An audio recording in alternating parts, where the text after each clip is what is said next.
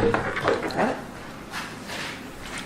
Okay, I'm going to go ahead and call the meeting to order for the Port of Newport regular commission meeting, Tuesday, January 23rd, 2018. Call to order, and everybody is here. Is there any changes to the agenda? Yes, Walter. I had talked with Aaron a week before last about some projects we could put on with CFO Solutions, so I'd like to put that under old business since we're already working with them. And he had also mentioned some things about doing some finished lumber barges, so I'd like that also put on under old business. So CFO Solutions, and what was the other one? Lumber barging. Got it. And I don't know if it's a different topic, but I had some suggestions for CFO Solutions as well, so maybe it can be just captured under one. Yeah, I mean, we've got it on there, CFO Solutions. So. Okay, great. Anything else?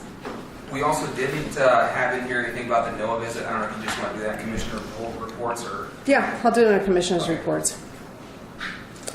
Okay, next is, and there's one other change that I am going to make. It's not really a change, it's just an addition. So later on in the meeting, we're going to be calling Richard, it's under item C, and travel expenses for general manager candidate finalist. So he has some other things to discuss with us, so I just want to, add that in there. We'll have him on speakerphone, so.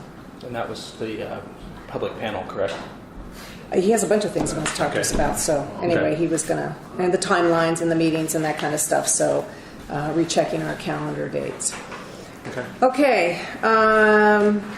So next is public comment. Anybody have anything they'd like to say? Quiet. Okay, then we'll go ahead and move forward. So the consent calendar. We have the minutes, the commission work session, regular commission session, and the commission work session. Any changes or? Yeah, I did have one thing to point out. We have 2 members on our budget committee that are going to be termed out on June 30th. And so in the past, we usually ask them to be part of make sure they want to re-up before we approve them as far as the budget committee. So I did see that in here, our panel of budget people. So who are the 2 that? Mark Colson, and I think it was Fred. Yeah, it was. I think the only... I thought it was... Which page is that on? I can't remember. I know it's on here. Budget. 19.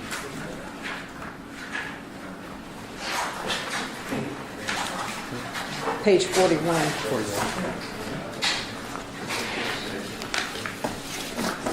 Yeah, it's Fred and Mark. So I just didn't know if you wanted. I'd say, I'm sorry, go ahead. Public comment. I did public We did. comment. Okay, I'm sorry. Did I miss a hand? No. Okay. Yeah, I know that Fred had expressed an interest in continuing. I don't know about Mark, so those are the 2. I mean, you want to just hold it off to the next meeting? Is that what you want to do? Yeah, I think we should table it and then formally ask them. So and one thing I Okay. did send an email to Brian Barth, and I sent an email to Ron Benfield and asked them if they wanted to continue, and it indicated that they did. Okay. I didn't put those in a meeting packet, though. So. Okay, no problem. Did you do that to Fred and Mark? No, not to the others, because it's my understanding that they're good until 18. Yeah, 18. Well, all right. This year. Yeah. So that's probably my misunderstanding. That's okay. I'll contact them as well. Okay, so we'll... Can I ask a quick question Yes. on this, though? I don't recall how these folks are either selected or do they volunteer, and can anybody explain this process to me? These people were on when I got on the commission. They so that- volunteer. We've asked for volunteers. They've volunteered in the past, and then we keep asking them back if they want to do it. Keep on doing it.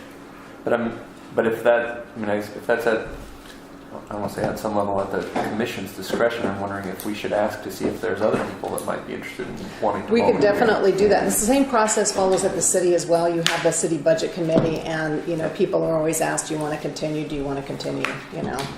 Sometimes it's nice to have a little bit of historical knowledge, so you kind of know the running course of the budget. I mean, it's nice to have people. I'm not saying that we can't have fresh people in there, but sometimes that historical knowledge is nice. There's definitely plus and minuses Sure. to that. I think Absolutely.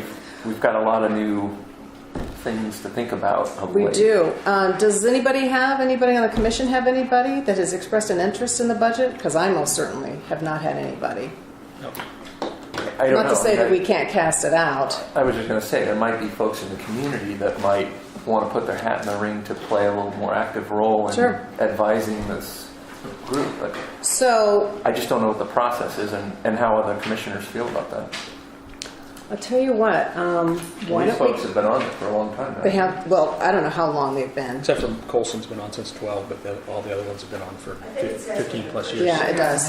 Talking about the early 90s on some of these.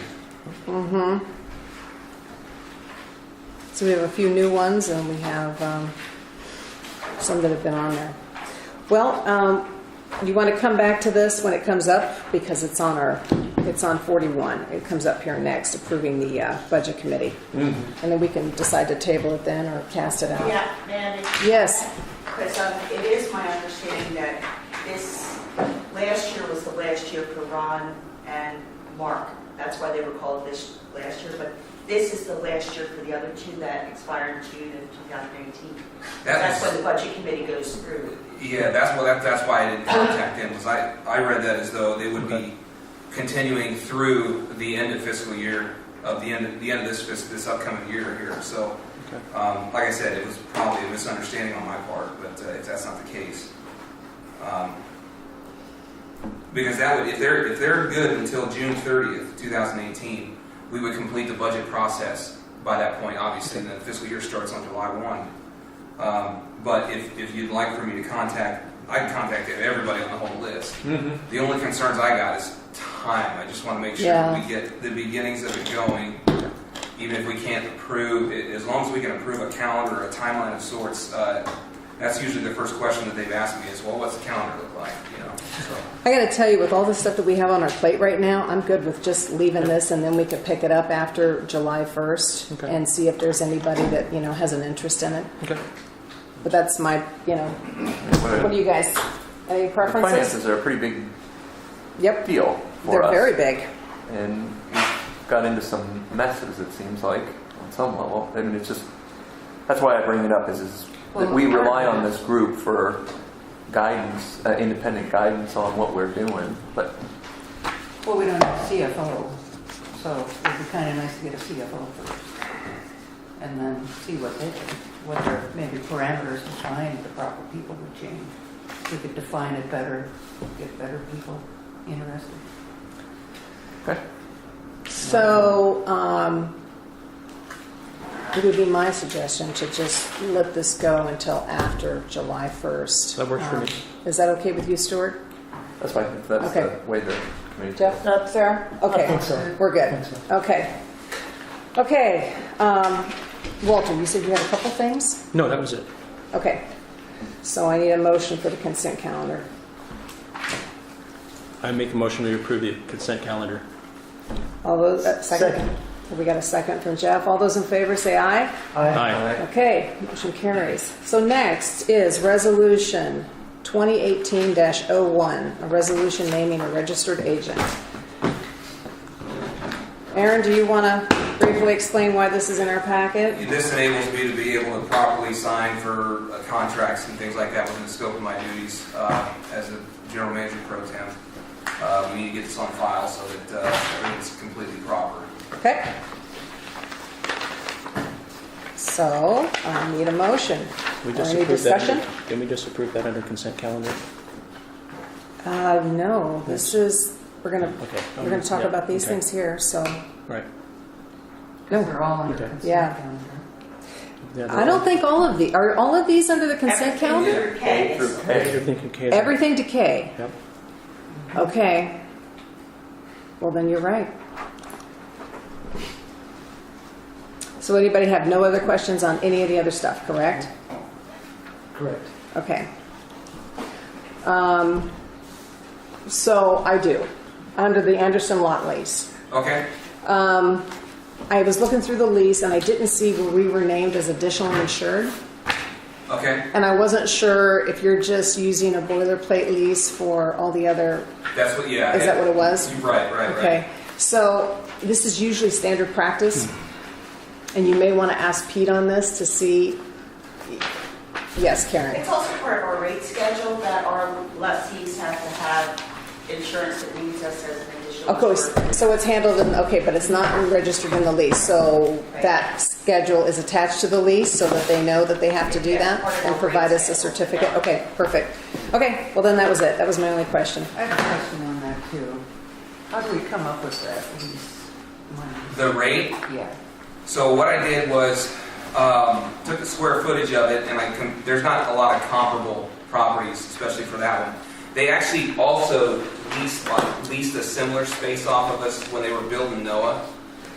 So I went off of that, and I figured how many years out that was and did a CPI increase.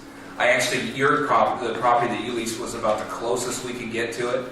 And then I used that comparable rate and used the CPI over those number of years. And then they were very willing, and it was written in the lease that they would return the property in equal to or better than condition. So I figured for a low amount of maintenance on it, they were very good lessees when they leased that property when they were building NOAA. So it seems like they would probably be they're good lessees. That's how I generated that number. And it's mostly going to be for a building and parking. Do we have to do any gravel stuff for them or anything? They should be covering everything. There shouldn't be any potholes or anything afterward, and they're only going to be using it for parking. It's basically going to augment the Hatfields parking spaces right now because that's who they're servicing is the Hatfield. So it's in good enough shape for them to park now. Yeah, as soon as we get all of our excess, we got some excess property out there and some scrap, and we're getting rid of that right now, and that should be good. Okay, so we're going to move on to correspondence and presentations. And the first one up is the Commercial Fishing Users Group Committee. Yeah, it's you know what? I've got a report that I can lead in on it with, as a matter of fact. So let me get to that real quick.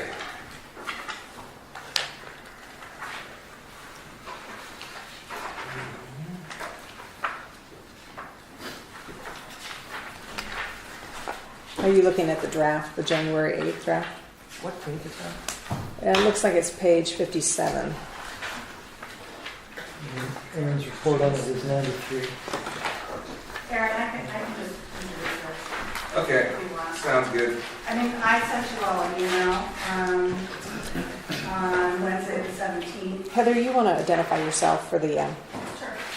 recorder? Thanks. Yeah. Is this fine? Lynn? Yeah, that's great. I sent out an email to you all on the 17th following our last users committee meeting. A couple of meetings ago, I was elected chair. And as the chair, I get together with Karen and Aaron to set the agenda. And the last couple times we set the agenda, we were just sort of brainstorming what should we put on here, what should we talk about. And it really dawned on me that there wasn't a good connection between what we were talking about and what was on your agenda. So I went back to look at the resolution for why the committee was established in the first place. And, you know, it's pretty broad. Anything that impacts commercial fishing at any of the docks. And so it seemed to make sense as advisors that we would look at what was on your agenda and then provide our comments to you based on that. And so I brought that concern to Aaron and said, is there a better way that we could match up what we're talking about, you know, on a monthly basis or a bi-monthly basis to help you with decisions? Because right now you do get the minutes, and Karen does a great job with those, but there just doesn't seem to be a connection. And so I was suggesting maybe that we meet once your agenda comes out, and if there are things on there that fall within our purview, then we discuss them and provide our recommendations to you. So just trying to align the two committees better. That was just one suggestion. Sarah's the liaison between the committee and the commission, so I'm open to however you think it might work. We've had great attendance, both from committee members and also from the public, and people are taking their time, you know, away to be there. And so we'd like to, you know, provide more guidance, more advice to you on the things that you're talking about that fall within our purview. So that's what my email was about. And I'm really cognizant of the workload that Karen has. And so I was suggesting that we write a report from the committee, that the chair be charged with writing that report, and Karen not taking detailed minutes. I think to meet the letter of the law, and we probably need to check with Pete, but for this kind of committee, I think as long as you have who's in attendance and any decisions that were made, it's sufficient. And then if you had a report, say there's 3 items on your agenda that we want to talk about, and then I would just write it.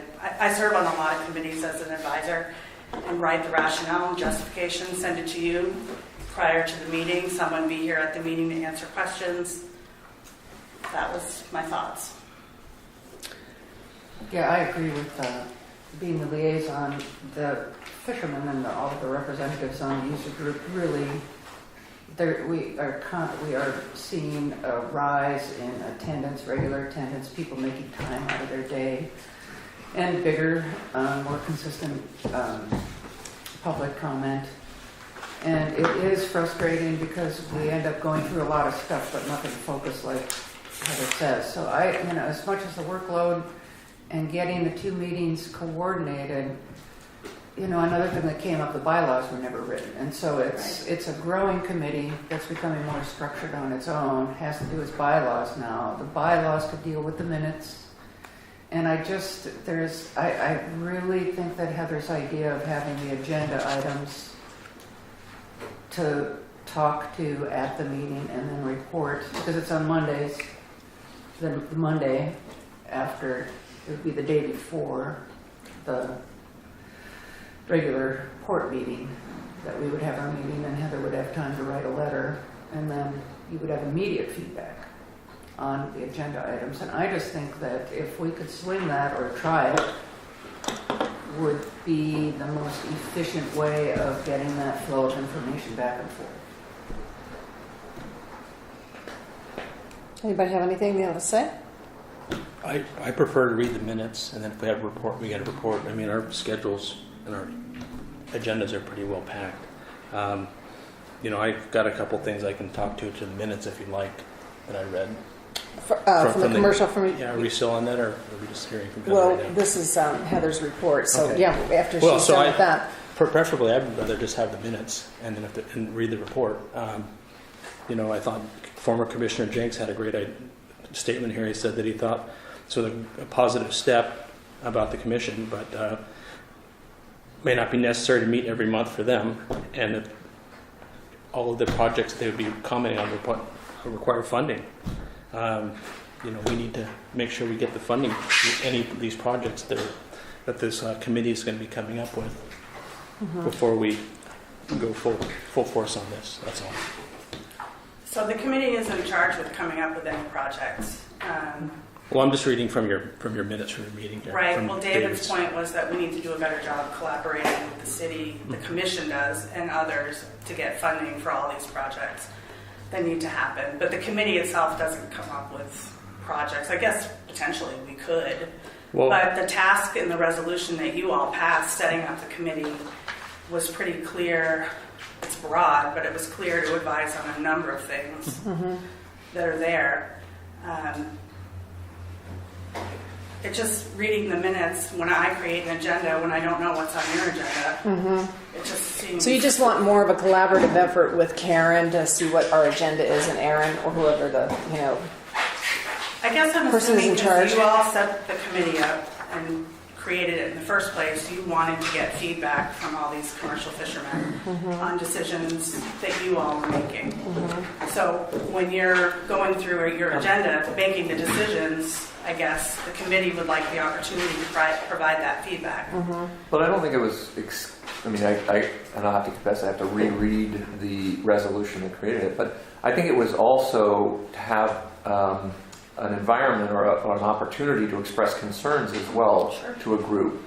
So, there's a small part of me that kind of seems like just simply looking at the agenda of the commission and commenting on that is sort of baiting people a little bit more. I'm going to say that's not the right word, for lack of a better word, but it's saying like, here's what we'd like you to chat about or to get your opinions on is this agenda versus what are you guys really worried about? If I'm an individual that my concern isn't necessarily on this. Am I going to be in a situation where maybe I'd be more apt to defer to, well, this is what we really got to cover, the stuff on the agenda, versus a more organic discussion about, hey, I was down on Port Talk 5 and there's all kinds of X, Y, and Z and it's really bugging me.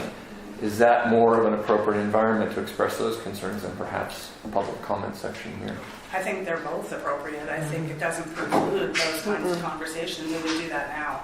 In the committee, we set an agenda, and then we ask people, what else you want to talk about? So I don't think you would preclude that. I totally agree that that's part of it.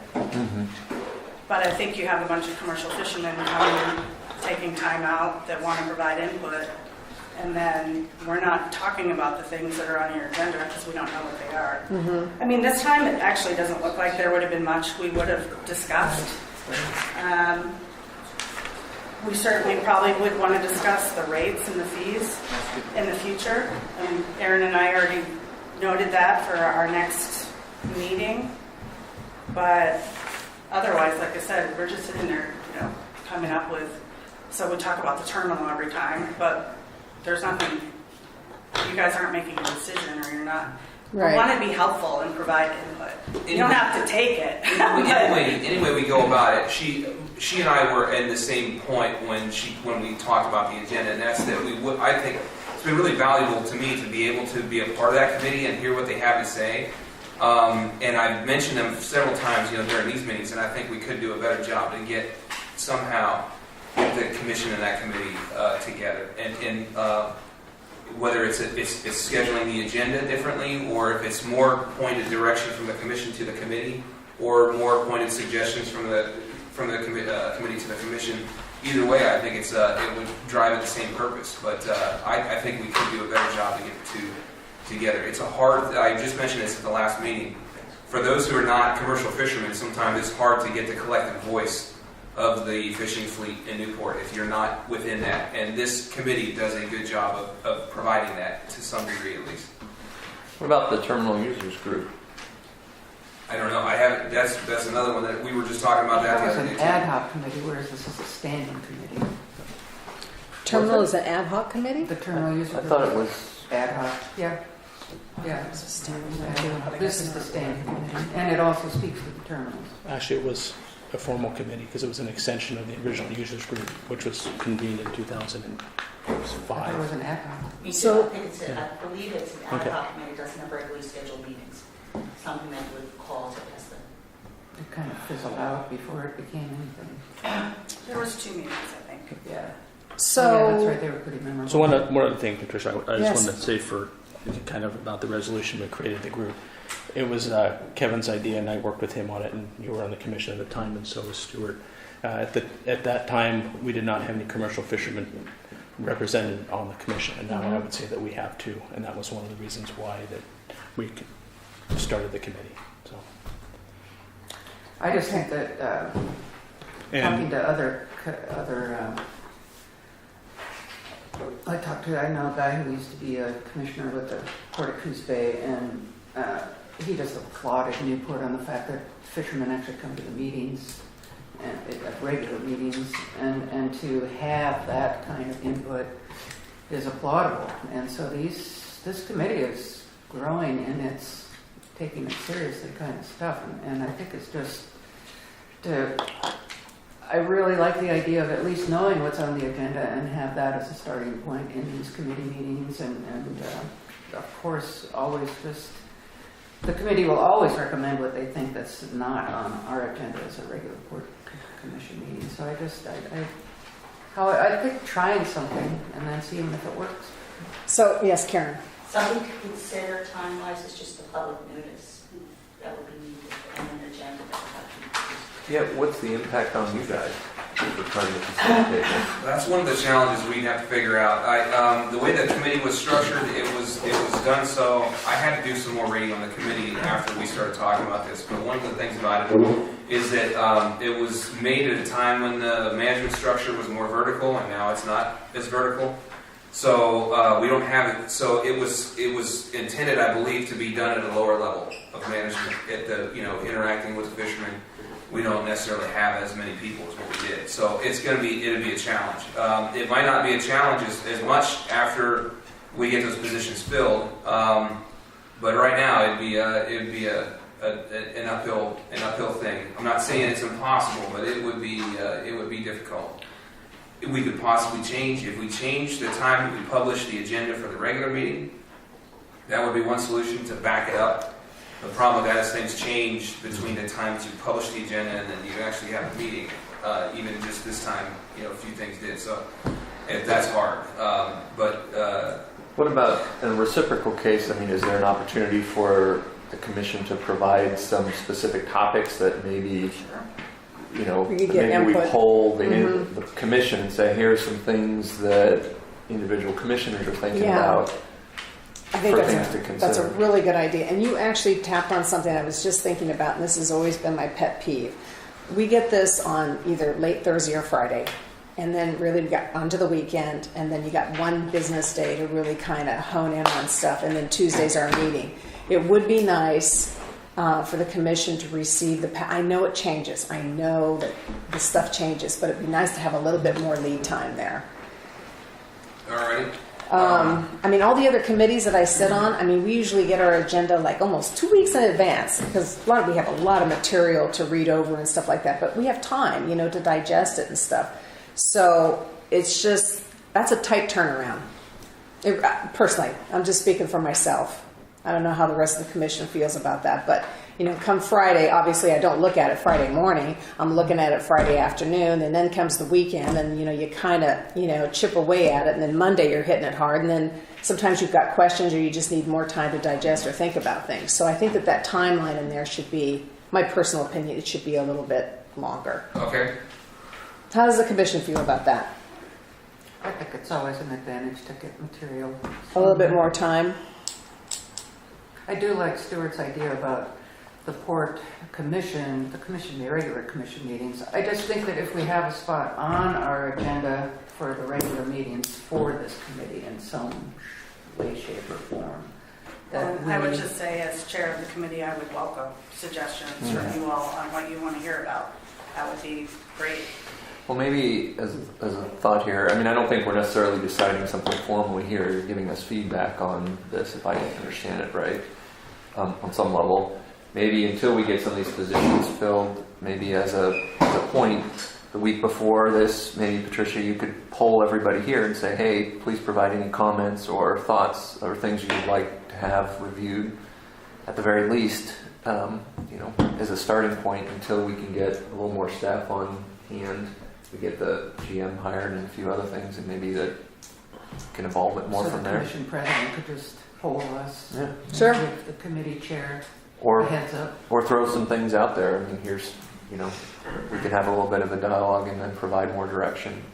Or I would like thoughts. to see something each regular meeting with the standing committee involved on the agenda in some form. Well, and even as you're debating your agenda, you might say, it might be useful to have the users committee provide some feedback at the next meeting on this particular issue. Because not every meeting's going to have those kind of issues. No, I hope not. Yeah. But yeah, we would welcome that. Okay. Yes, Jeff. I see value in the committee, and just here and there and talking about how the communication kind of helps in, because the commercial fishing users are quite a diverse group. There's a lot of different issues across the port. It's quite diverse, and so I think it has a lot of value. It may evolve, and I would tend to want to defer to the general manager, the chair, and the liaison to kind of maybe sort of work through those things, and then bring it to the commission like's being done now, and sort of bat it around and approve or say, no, can we change this? And so I think it's a good process, and it may evolve, particularly after we get the positions filled. So. And in the meantime, we do have a couple things, the bylaws, to take a look at, and then start digesting the rates and fees and that type of stuff. We can start working on that now. And then we do also talk about the parking committee and how that, some of us have attended those meetings to kind of get involved there from a fishing perspective. So I would think you'd have tons of stuff to talk about. But if it doesn't go anywhere from us talking about it except to minutes, Yeah. Well, And they're then not you just- present them here, I suppose. yeah, but if it's not an issue that you're taking up, or but just trying to find more of a cohesion there, of the things that you're taking up and deciding, Narrow and scope. we're providing input and advising on it. But I think maybe there's an opportunity here, with our liaison that can provide that report back to Yeah. summarize everything, regardless if it's on the menu. Sure. I think that's the intent. And the committee is evolving, and it's, and we started out every other month because we didn't want to burn anybody out and coming to meetings that were useless. And so we don't want to burn people out coming to meetings that aren't useless. Of course, we have plenty to talk about, but to see something happening, to see that it's coming Well, and that it's useful to you, up the all ladder. as commissioners, too. Yeah, but I mean, I think that's what I think the whole idea behind the liaison is, so that things aren't missed. Regardless of if they're on our agenda, if Sarah's able to say, hey, people are pretty upset about this parking thing.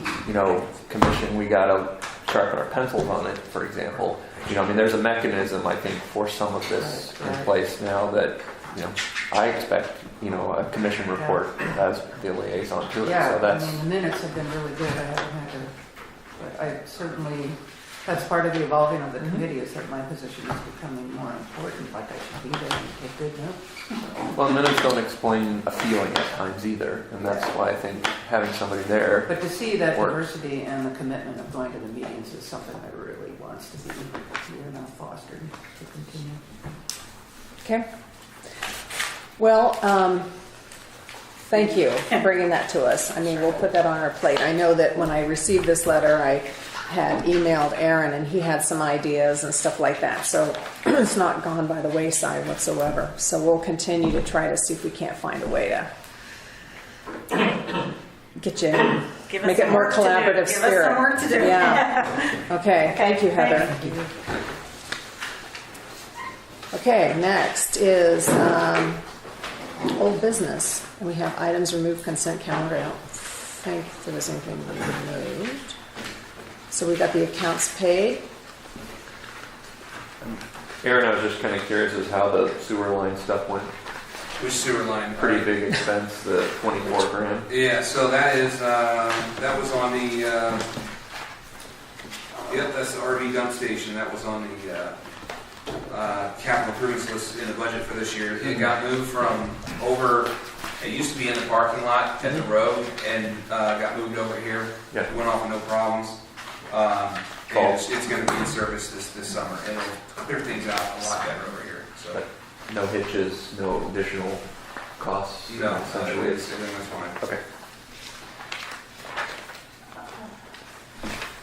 Is this where those two items are added under old business? Does anybody have any other questions about accounts paid? No? Yeah, so we're next on to, I'll make a motion to Yes. approve accounts paid. right. Second. Okay, we have a motion and a second. All those in favor say aye. Aye. Aye. Okay. Passes. Did you have a question, Karen? Or in all business, right? Just now. So that's for CFO Solutions and the lumber bar, and the barges that we had. Correct.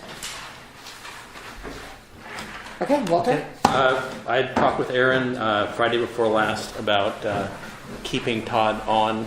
I think he's been giving us a pretty good service. I thought his financial review was really good, and Aaron agreed. And that if we're going to keep him on, it's kind of as a retainer. I think we need to keep giving him work so he keeps familiar with the port. We're not done with our audit. I think that he still has some help that he can give Mark for that. But there's two other items that have been ongoing that have been talked about to the commission is reviewing our leases. I think that Todd would be a great independent reviewer. He can look at all of our leases and look at them. We've had public comment in the past about whether or not our leases are up to date, whether we're getting fair market value for them. I know, Patricia, that was one of your things that you wanted to get looked at, and I thought that if we could get Richard to take that one by the bit and have him look at that and bring that to us, since in the end, we don't have a GM right now, but I think that when we do get a new GM, it would be great to have that information for them when they come on board, and it's something something we needed to look at for a long time since I've been on the Do you have commission. a cost associated with that? Because he's on a contract, right? So he completed the scope of what he had to before. We still have a surplus of about $3,000. There are some additional items that Mark could probably use some help with, and we could use him for those things within that cost. This would be additional to that. He doesn't take a retainer, so he just charges by the hour. And what I can do is, if we assign him a specific project, I can get a quote from him what that project would cost, and depending on what the quote comes in at, would determine how I'd have to go about executing that sort of thing. Do you think this is something he'd even be interested in doing? I asked him about it because Walter asked me about it. So he said he has done that at other ports before. He said usually what he finds, he does two ends of it. One is the financial aspect of it, the other is the housekeeping side of it. And that's something that, as Karen and I were talking the other day, it's been something the port has wanted to get around town get a handle on for a long time. So we could definitely use him there because he'll go through and make sure that we have the right paperwork with all the leases and it's filed properly. And he said at a lot of ports he'll come in and find problems, like sometimes somebody won't even have a lease or they don't have a copy of it on file and things like that. So he does have some experience doing that. He said probably the hardest thing he would have is doing the real estate side of things, so the comparables and things like that. And I said actually I think that the resources that we have available to us, that would probably be easier for us to find a solution to than some of the other stuff. So I think we could employ him that way, and it probably wouldn't cost us very much. Like I said, he did come in under budget on that last project. So, questions? Yes, Where's our search for the CFO at this? that was actually my question because I highlighted it on your list of achievements here. Where we were at. He's got one candidate who is who would probably he had it whittled down to about 4, but he said one is realistic. So he said that they are currently a controller for a public contracting firm over in the valley, and they're interested in moving out here. So I could get him in and have him appear before the Port Commission. I don't know if the Port Commission is still interested in hiring a CFO before you hire a GM. Yeah. That's still something that I think you guys would have to decide on. I will tell you, it's my preference that we wait and hire the GM before we do the finance director. And I think that if we can get Todd to stay, is it Todd Kimball, right? Right. Can stay on to do, the work when it needed. I know he's not like full time. I don't think we could afford that. I have no problem with that. The other thing about some of this other stuff that we're talking about is that he would probably have to travel less with some of these other projects. Yeah. Some of them he does need to come out here for, but I think we can do it pretty inexpensively. And if the Port Commission was all right with me reporting detailed exactly what the progress is on things, to make sure that you know what's going on with it, I could still do it within the purview of the general manager, not have to go above my threshold and cost. So. Sarah, do you have Jeff? Stuart? I like this idea of sort of, because I'm not all that clear on it, and I'll be the first one to admit, we've got a lot of properties around, we've got a lot of leases, we've got, we've talked somewhat anecdotally about a lot of the rates we have. We say, hey, well, it's really expensive up in Astoria, or it's really expensive. But why not? I think this Todd Kimball guy did a pretty good job on the previous reports that he's provided to us. I think he's got the background experience to tap into something that's clearly at the heart of the revenue generating stream for everything we do. So I think it would be, it seems like it would be an objective tool that would be very valuable to both the GM and a future CFO to have this kind of thing, as well as for us right now to be looking at saying, hey, are we underselling ourselves? Are we right where we should be, or are we over? And I think that's something that we really need to have. So you're on board? I'm on board. Okay. Yes, Sarah? I think that I would ask Mark and company if there's 3,000 extra. I just see that there's some basic needs still required. I think Todd could spend that 3,000 in just helping Mark and company even more in that part of the financing, and the leases is a huge deal. Yeah. Huge. we'd be in the middle of it when we hired a GM. And where would that leave us? I don't understand that, I don't necessarily why think we that. want to tackle all the leases before we get the GM. I just don't see the logic there. Well, I don't think anybody's talking about we're going to change all these things. I think this is a fact-finding, housekeeping a bit, but also providing information to the commission on the current rates or how our rates stack up more formally with other ports of similar size. That's what last year you guys did. Anyway, I just would ask Mark if he thinks that he could use more help than just the basics. I do have a list of items coming up that I could use some help on, but I don't, it's not a big list. I don't know if it would take Todd so much time. I mean, he may have some extra time in that 3,000, but I definitely have a list. Mm-hmm. But regardless of the 3,000, this seems like, I mean, to me, I see this as a pretty big priority for us as a port to know where we stand with things. Yeah. I know that there was an issue when I met with Todd and Aaron. There was a lot of issues that they talked about. I know he gave some of it in your report. So there's a lot of stuff that does still need to be done. And getting that geographic accounting, getting that in order, that is huge. Started. Yeah. That hasn't really been completed yet, has it? To do the geographical stuff with the profit centers? I did. I think he's Because it wasn't in the report. I think he's done. But yeah, When I talked with him, he hadn't finished it yet. The switch to start booking those journal entries each month to arrive at the numbers that you have now. Yeah. I Yes, think, Jeff. I'm sorry. Jeff. I agree in principle with the methodical approach to figure out how to make good business decisions. And so the endeavor sounds like a good one. However, it would have been nice, and maybe there wasn't time for this, it would have been nice to, if it was going to be brought up at this meeting ahead of time, maybe giving us a heads up, an addendum or something.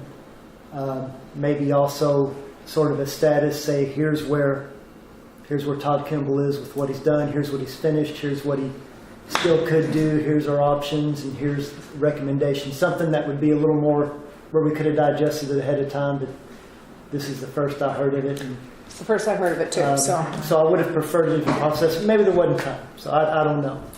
But so are we saying we're trying to make a decision here, or are we saying let's ask Todd for more information and tell us what he could do, including this task? Well, I had asked Aaron to put it on the agenda for the meeting. It wasn't on here. That's why I put it under new business. And, Oh, okay. And in past, I can tell you right now, for the last 5 years, we've wanted to know what our leases are doing. Oh, I agree. And I think that if we have a fellow that can do it, we should actually look for it. We don't have a CFO. We don't have a GM. Basically, March is the closest we can get a GM, and then another look for the CFO. I think that that's some good information we could provide to them, so they know what they're coming into, what our leases are, what we should be charging, and then they can work with us to make some policy decisions on those. I think that's money well spent. I know that, Patricia, you have talked about the leases. I've been involved with the port for 6 years, and that's one of the things that we've always wanted to get done. And I think that if Todd is available, we should do that for him. And the other thing that I think we should have a look at is, since we're doing our services and rates, that's something else that's always been a discussion. We can ask him to do that if it's whether we need to appropriate more money for that. I've been willing to make a motion, but I think that having him look at doing a comprehensive review, independent review of our leases and our services and rates, I think that's something that the entire commission and the new incoming GM and the CFO, that's some information that they would really like to have. Because it's something they'll need to make decisions anyway. The biggest thing for me was that we can do all this.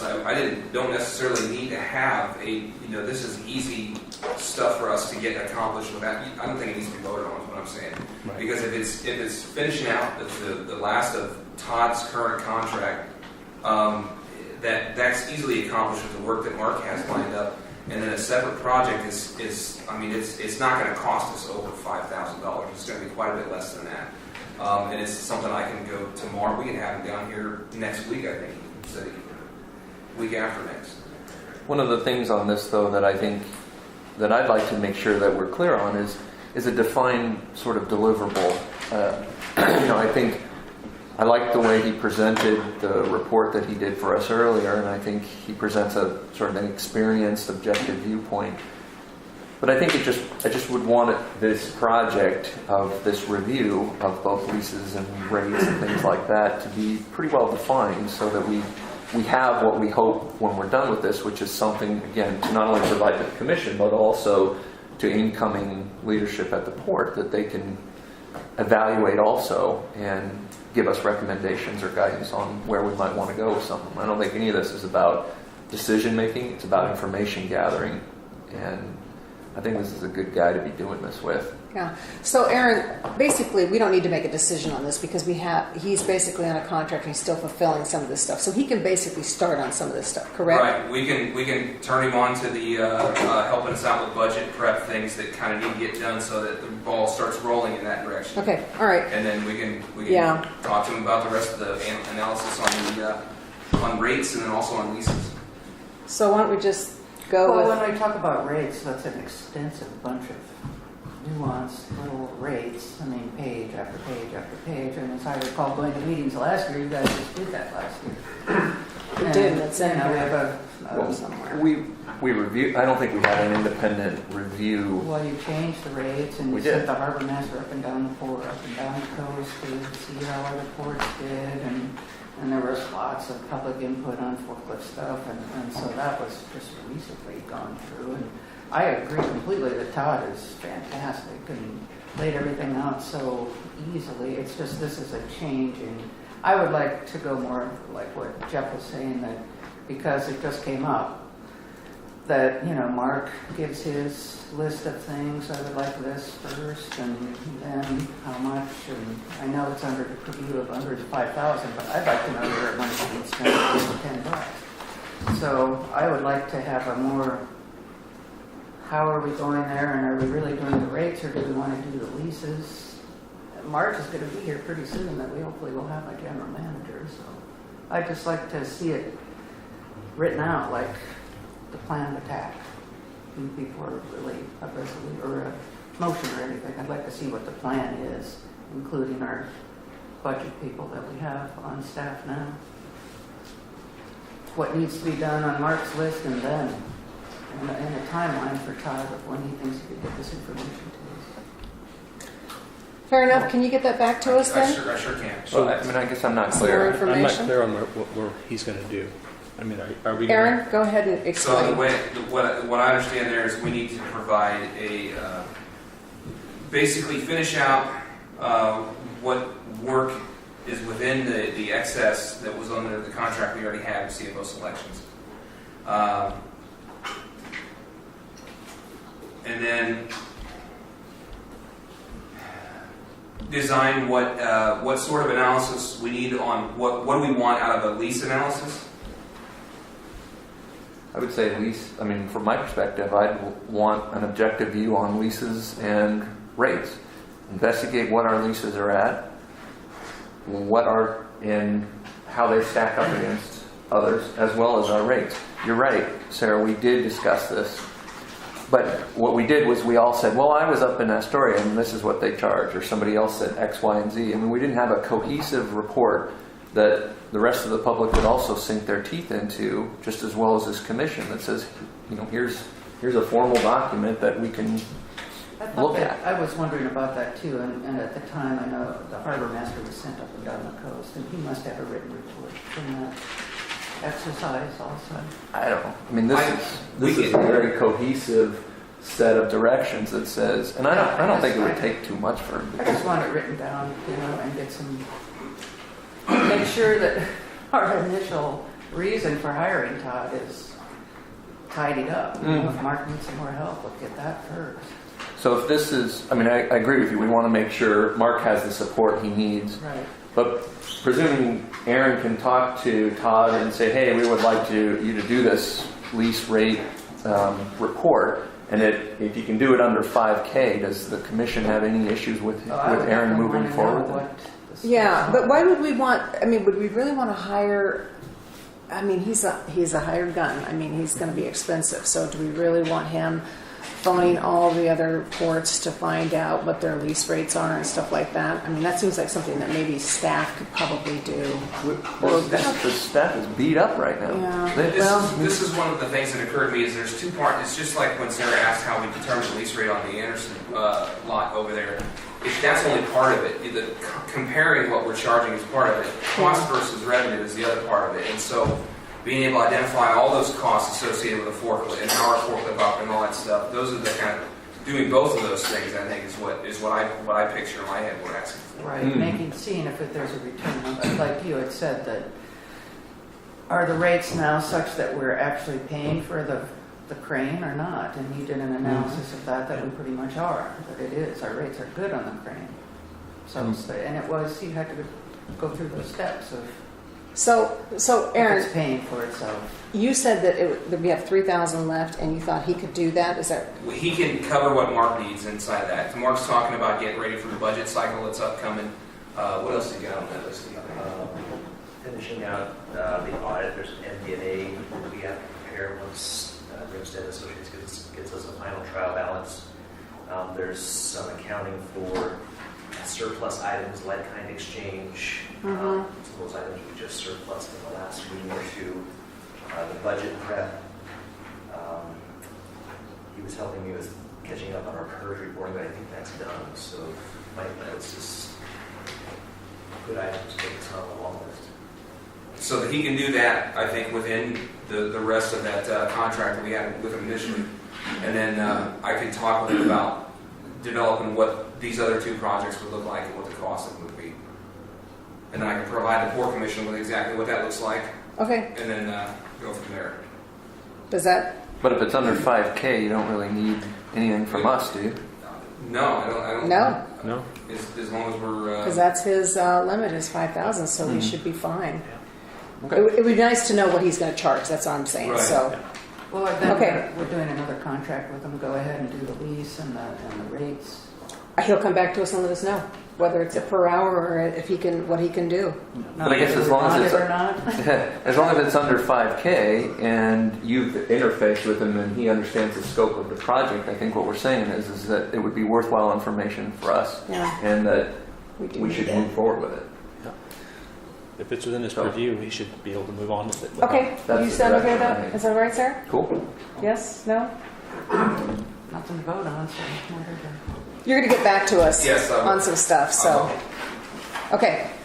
You had one other one, lumber Yeah. barges. And so Aaron and I had talked about whether or not he had been approached, and had what was the last you've heard as far as lumber So barges? I talked to Paul Langer at Teeman Brothers, and he, I shared with him kind of my rough ideas of what I thought, just taking into account what the fishermen had identified as their needs, and then what Teeman Brothers figured they would need. And like I said, that was in that meeting packet last meeting as just a rough concept of what it would take to work out the terminal. And they indicated that would work. I can't say that it would work. They said it could work, is what it was. So it would take some more development in the terms of developing an operations plan at the terminal, and then being able to say, the main thing for them is being able to commit that they can get in. The same thing for the fishermen. The fishermen want to be able to know that they can get in when they need to, and the shipping industry wants the same thing. So if we can develop an operations plan that shows that we can do those things and get them into the terminal and share the space, then they would be interested in doing business in Newport. So.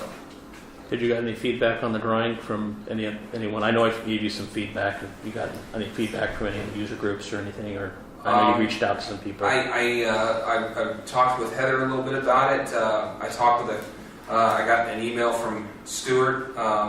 Sarah gave me some feedback on it. In short, I haven't run into something yet that said that it's impossible. I haven't run into anybody who said that we cannot do that. So it's something I think that the best thing for us to do would be to try and see if we can plan it that way. And if we can't plan it that way, then we can keep working on something different. But I would be interested in trying to develop a plan that integrates everything together so that it can all work. Now, that would need commission approval, would it? I mean, that's a scheduling issue. I mean, under current policy in the tariffs. There are policies that we need to make sure that we're up to date on. Like, I can tell you one of the problems that I would run into is that old lines agreement that we have that hasn't really been it's not been enforced or kept up on. We need to get that up to date. We need to the tariffs themselves were just updated a short time ago. Although what I came up with doesn't necessarily fit into the tariff itself, like it's not a cookie cutter kind of thing. We would need to, I don't know, we would need to talk about that as a group is what needs to happen.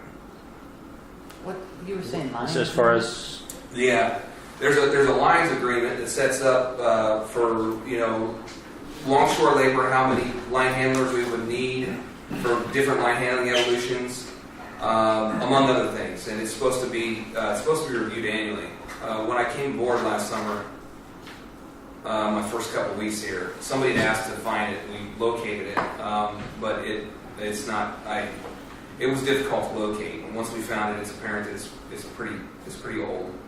And there's a number of things on there that hadn't been talked about or kept up with in a very long time. So it's not in force. It's not in. It's not a document that is relied upon or has been relied upon in 2 decades or something. Is that my understanding? In part, it has. There's parts of it that have. I mean, the line handling aspect of it, I believe, has been kept up pretty. I got here a short time ago, so I can't really give you a good history of the port.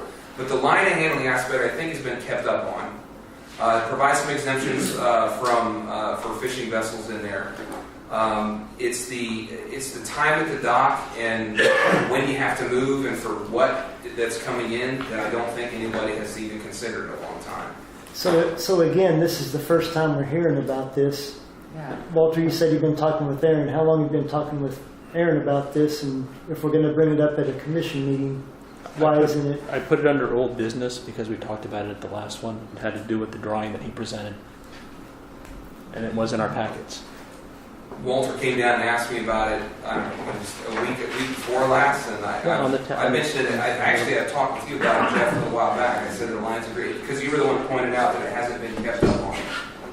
So, I mean, this is something we've been talking about for the last couple months, and I thought I asked for it to be on the agenda, and it wasn't on there. Did you ask me to put it on the agenda? No, I asked Aaron. Because I make the agenda with Aaron, Yeah, and I and had I- no knowledge yeah. of this whatsoever. No, I so- asked Aaron. See, I that's figured. the weird part Yeah. here. No knowledge. Well, you should see his eye contact with this guy. I mean, I did it a whole game. Okay, so, That's all. I just trying to get this out. okay. Well, then we're going to have to bring this up at the next. Yeah. Go ahead, Can I- yeah.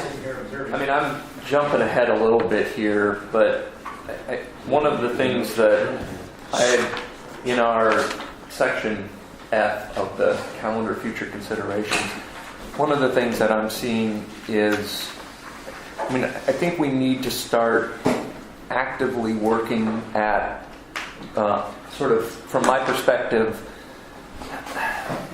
formalizing more of what we're doing at the terminal, more as it relates to some of the, I don't want to say just scheduling, but some of the agreements we're just talking about. I think there's a lot of things that are on the books that have been approved by earlier commissions that are probably not being followed, that we need to dust off, talk about more publicly, and vote on, and either correct them, modify them. I think we've had, we've got feedback from the MTC and some other folks when the terminal was really being debated about what we were doing with stuff. We've got some formal direction of what the needs are. I think that stuff just kind of languished for a little bit. It's like we said, okay, we're not doing this, and then we just, I don't want to say we walked away from it, but we did a bit. And I'm feeling like, that's why I asked to see if we could put this on the agenda, but I hate to continue to have meetings after meetings, but I think we need to start having a more focused meeting to specifically get back into the dialogue about how we're handling the international terminal. And specifically taking some of these things like we're talking about, this line agreement, there's even I heard reference of back in the 90s, there was a, here's how you schedule the thing. You got 2 hours to get the heck off the dock kind of thing. That's been a voted on, approved policy that we just aren't following. I think we need to start digging back into this again and start talking more openly about some of the requests that have been made more publicly about how, stakeholders' needs, whether they're labor, whether they're shippers, whether they're the fishing community as well. And to me, it seems like I don't like the idea of saying, well, if I'm a shipper X, I'll call up and say, hey, I'd like to do this. Is it okay? I'd like to be in more of a position where shippers know where we stand, where it's very clear that this is how we schedule this international terminal. This is when we have surge capacity and we can't handle certain things when we can.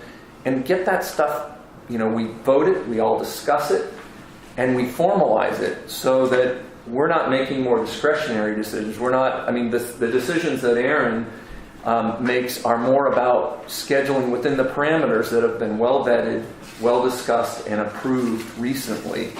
And I think in order to start doing that, we're going to need to more, my suggestion is I think we need more of a dedicated work sessions to tackle just some of these issues again. And I have no problem with that. It's just that I was waiting till we got, our permanent GM. We had our CFO. We had so much internal change that I was hoping to get something permanent in there and then get started on those again. That was my whole reason for just, okay, let's just wait and hold off until we get everybody planted. So, anybody else have anything they want to say? I throw that out there. I think we have well, go ahead. I'm talking too much. Please. I think it's just jumping the gun. The last go-around of what the terminal use was going to be was mishandled, to put it lightly, and the fishing community was left in the dark. The fishing community found out what was happening and came up with all kinds of, let's work together, this is what we need. And that went nowhere. It's on record, there's letters, and it's not just MTC, it's the broad base of commercial fishermen. And that came up towards the end of everything falling apart, and GMs and CFOs, and so that was a knee-jerk reaction from the fishermen, like, my God, okay, well, this is what we need, and so that needs to be vetted more. That was never talked about very much. We've got the letters on record, that's about it.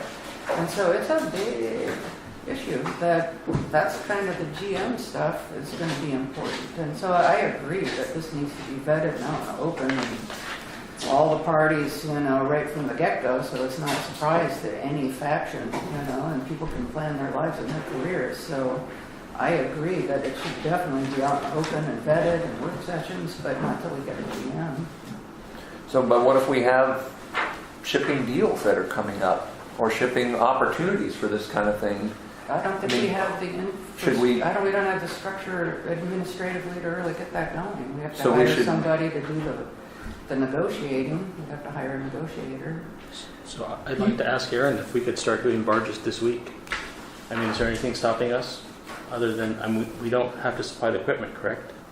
The right equipment, you say? Yeah. We don't have the equipment that they're going to need to move the material. But say they provided it. It's a scheduling issue, isn't it? I need some direction from you guys on. Do you want me to enforce the Alliance agreement today? No. It's not enforceable. Doesn't it say it will be reviewed after 6 months? It wasn't reviewed. It requires the review before it's enforceable. It's 2 decades old.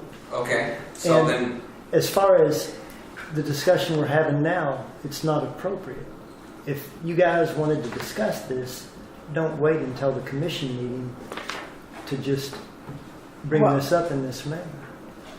Let's do it in a more methodical way. It was discussed at the last meeting when Aaron brought up his drawing, and that's what I was asking about. And when Todd Kimball gave his report, we need to increase revenues. This is a revenue-creating opportunity. What's the Potential. opportunity? Yeah, this is a surprise, Walter. Well, the only thing that's on here really is to schedule a work session to discuss the NIT, and Stuart and I had talked about that. So we're kind of jumping back and forth here, and I want to keep this moving. So I don't have a problem scheduling a work session, but again, it's getting the players in place so that we know what we're doing. And I just don't feel like, we're kind of in a massive limbo here. I mean, we have Todd who's going to get us some information on revenue. He's going to look at the other things that we have to do. That's really important before we can step forward and start offering things. I think we need to have that in place. And I think we're really close. We're probably 3/4 there, but not yet. So, and then you get the search for the GM. So there's a lot And to be clear, and I'm sorry, I didn't mean to jump ahead. And my motivation here was that, in listening to what Walter was saying, from my perspective, I just feel like I want to be more transparent about what our policies are. And I think the commission needs to figure out what our policies really are. And I want to get moving on that again. Sure. Well, that was my only motivation here, was more about let's throw some cards on the table. Let's start this dialogue again. I agree that the GM would play a role in this, but I just hate to see a process just stalled. Yeah. And I hate to feel like if there's shippers that are out there that we can't be, again, very transparent to them about what we as a port can or can't accomplish. Mm-hmm. That's all. Okay. We're a long ways from being able to have a clear message to them. I agree with you, it's critical to do it, but to out of the blue at a meeting say, oh, we've discussed it, I think is really inappropriate. Yeah, we're gonna deal with that on F when we schedule a work session. So was that it, Walter? Because those are the two that you wanted to change? Okay. So now we're going to move on. Now we're at new business, and we have the 2018 annual report. It's page 67. Does anybody have any questions on that? Okay. No. Next is the resolution setting fees and charges. So what I've done is I included last year's rate schedule for review. During the budget cycle, we'll be considering changes as the port generally does. I think we should. I've had a number of people suggest that we take a holistic look at our rate schedule, not just what we bill, but how we bill. For example, I've heard feedback from a number of buyers that our practice of billing for offloading catch at the commercial marina should be shifted to a per hour rate as opposed to per pound rate as opposed to a per hour rate. Now, I'm not saying that we should do one or the other. I don't know. What I'm saying is we ought to look at it, because I get that suggestion a lot. So I don't know what the impacts are to us, what they would be yet, and I don't know what the impacts are to anybody else. But it would be good for us to take an analysis of that. And that's basically, I included the rate schedule so that people can start thinking about it. So that in the future, when it comes, over this budget cycle, when it comes time to make changes, folks have got, enough information, have a stance on the issue. So, last year, the way that I understand it worked out was we came down to a simple percentage increase from the previous year. We could do it once more, but the question I think still remains, at least in my head, is whether or not those increases are based on a baseline that's actually proper. Like I said, I think it'd be a good idea for us to take a whole look at the way that we charge. And that's all I had on that. It's basically just included so we can start thinking about it. Okay. Does anybody have any questions? Would that be something that, if we move forward with the stuff with Todd, that he would also review these things and that particular recommendation? That's why. Yes. Okay. I think that's a good idea. So do you need a motion on this one? No. Nope, we're good with that with It's just for resolution. information. Okay. So the next is travel expenses. So this one I need to call Richard on. I'm going to discuss with our consultant, Richard Stelner. And June was 9 and 1 before the area. Dial 1, you said? 9 first. 9 first? Okay. Hold on a second here.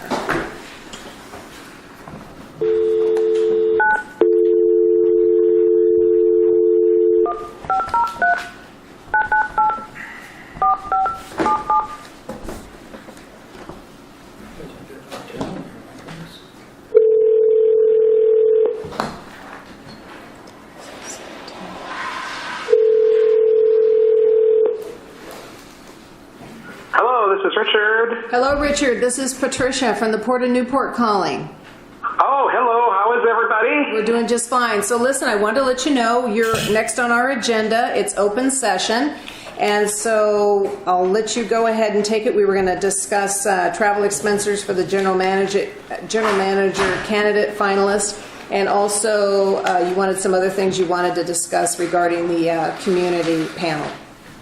Yeah, exactly. So super. Well, anyway, I've reached out to the candidates we're interested in interviewing to just let them know, and said I would be back in touch with them when we had more details. We've got the dates set now, which is good, so we can go ahead and make plans. And then one of the questions that they're wondering is some of them are from far away. Some are a long drive, and some of the candidates would need a plane ticket to come for our interviews. And I just want to kind of get some direction from the commission on travel expenses for the faraway candidates for the interviews. And I did kind of make some suggestions how other organizations do cover expenses for faraway travel candidates. And again, this is for a CEO, general manager, executive director type position where this is pretty customary to cover some expenses for this. And kind of what I suggest and what I've done elsewhere with other recruitment is basically cover like basic travel expenses for the candidates far away. They're not employees. It's not like you're going to a conference where it's full expenses paid. That's not necessary, nor do I recommend or think that's appropriate per se. But basic travel expenses, I'd like to get some direction from the commission would be, so if you're far away and require a plane ticket, I suggest the port would cover the plane ticket, lowest fare, reasonable time, and that would probably be into Portland or Eugene. And then like rental car, compact rental car, and the gas, and then the hotel needed in Newport. And just only cover those expenses. It's not necessary, and I've not seen other organizations cover things like meals and airport parking in their hometown or other incidentals, which I don't recommend that that's necessary to cover. For a candidate who lives, more than 50 miles away, and I use the 50 mile away because that's the IRS threshold for whether your moving costs you can deduct them on your taxes or not. So if you live 50 miles away, we've got a few candidates like that for driving, cover the night of hotel they need in Newport, and then the distance drive at the IRS mileage rate, and basically just cover that. And again, it's not necessary. Other agencies don't go all the way to cover meals, incidentals, all of that. I don't recommend that, and that's not really normal for candidate interviews. And I just kind of just like to suggest that, feel what the commission's feeling on that is, and with some direction I can then go forward and start the actual scheduling of the interviews and the logistics to get our top candidates to see us in person here in Newport. Okay, so Richard, let me go ahead and poll the commission. So Sarah, what do you think? Good. Jeff? Walter? We're talking for how many candidates? How many candidates, Richard? Well, there's a total of 8 candidates we're inviting. 3 of them would be in the category of needing a plane ticket, and then there's a few local candidates, and then there's 1, 2, and then there's a couple candidates that would be, it's several hours driving for them to come see us. So I'd say 2 local, 3 driving, 3 airplane. So ballpark figure?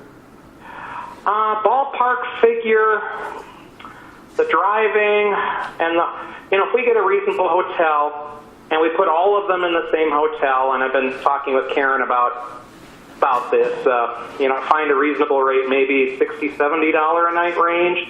It doesn't have to be oceanfront, patio, balcony, 5-star, just, something reasonable. And then the plane tickets varies by where they're coming from. It could be maybe, for the fly-in candidates, maybe 500 total for each candidate. One of them is a little bit further away, so it might be a touch higher. That would be, the rental car, can, shop for a decent price, pay the gasoline.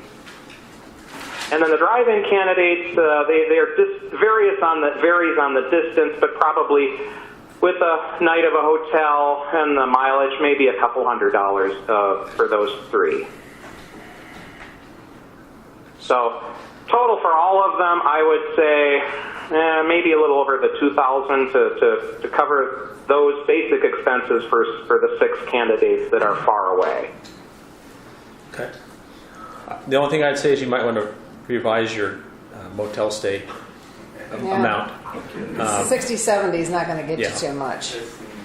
Oh, okay. Well, I mean, we'll find something reasonable. I mean, there was, my last visit there, of course, it was midweek in January. I think I got like $63, kind of, right on 101. It was, major change. This is midweek too, but I think it's approaching Valentine's Day, so. Oh, okay. Well, we'll do our best. Maybe it might be 70 to 80. Maybe more. Yeah. Okay, all right. So Richard, I just need to know, so this is your best advice. We should do this. This is pretty customary for like CEO type positions. Okay. Okay. I would recommend this, and then we can meet them face to face, and the face to face interaction, spending time with them, doing the panel interviews with the 2 different panels, having them at the community meet and greet in the evening, give a little introduction talk, and mingling with the community in the evening. The value of that face-to-face, I think, is worth the investment to bring the further away candidates in, make sure they come, and one of them might be the perfect fit for Newport. Okay. Okay. Stuart, did you have any? No, Okay. I'm good. Thank you, Richard. I think we're good with it, so go ahead and proceed. Okay, super. And then the next thing I want to bounce off the commission is the assembling of the community panel. We did a week and a half ago or so. Karen was put a posting on the website. Anybody interested to volunteer to sit on a second interview panel? It'd be a day-and-a-half obligation. And we also sent a blast email out to the Port of Newport email subscriber list, people who signed up to get the meeting announcements, etc. From the announcement, we've gotten, actually one more today, total of 8 people. And I've then sent emails out to them saying, hey, we've got the date set. We're looking at February 12th and 13th. Are you free these days? I've heard back from a couple so far saying yes.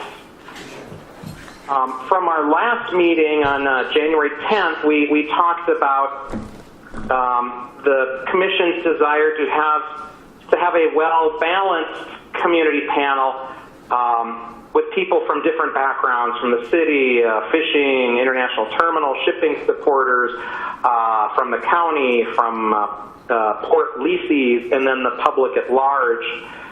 And I've also gotten a lot of suggestions from individual commissioners, and I've started doing some cold calling per se on those and waiting to hear back. But it might be helpful if there would be maybe a committee of maybe 2 commissioners would want to volunteer and help work with me on that, so we get a well-balanced group. Because some of the people who emailed me wanting to volunteer, I really don't know kind of their background. I don't know who these people are, and we don't want to have all 8 or 10 people on the community panel, that are part of one organization. That wouldn't really be a wide variety per se. So that's kind of the thought I had, and I would might be like to throw out to the group. Okay. So what do you think about that, having two commissioners help whittle it down to? Two commissioners to review the list and whittle things down. Yeah, I mean, I don't have a problem with that. I mean, are we going to stay focused on people that are part of the Newport community? Yeah. So that'll be a criteria that Richard can use before he brings those. Yeah. before us? Now, I'm sorry. What? No, No. I mean, Bud Shoemaker, for example. Oh. Well, that was part of the. He had a criteria in there. I thought I think he did. fell into that, the shipper community or the working community. I think that was falling into that. The one that you didn't mention was the budget committee. Oh, yes. A couple commissioners did mention someone like from the budget advisory group, and I think that's a great idea.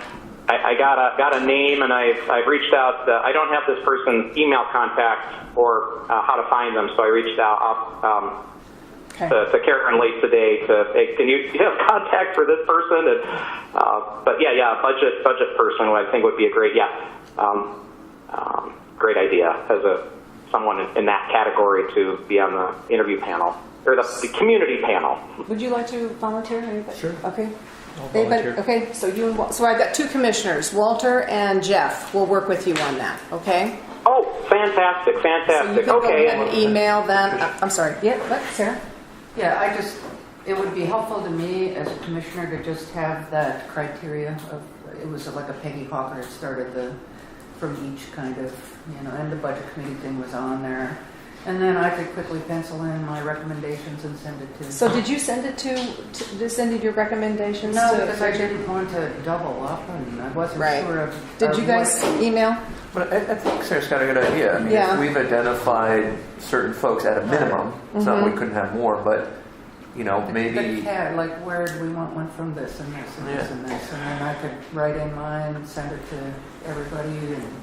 So Richard, can you go over that list again? Because I know that you just you named it off. Oh, you just forgot the budget. The categories, which we should get at least one person from each, and it might be two or something. Is from the city government, from the fishing community, from the shipping community, international terminal users and stakeholders, from Lincoln County government, from a port leasee, basically port customer, public at large, and someone from the budget committee.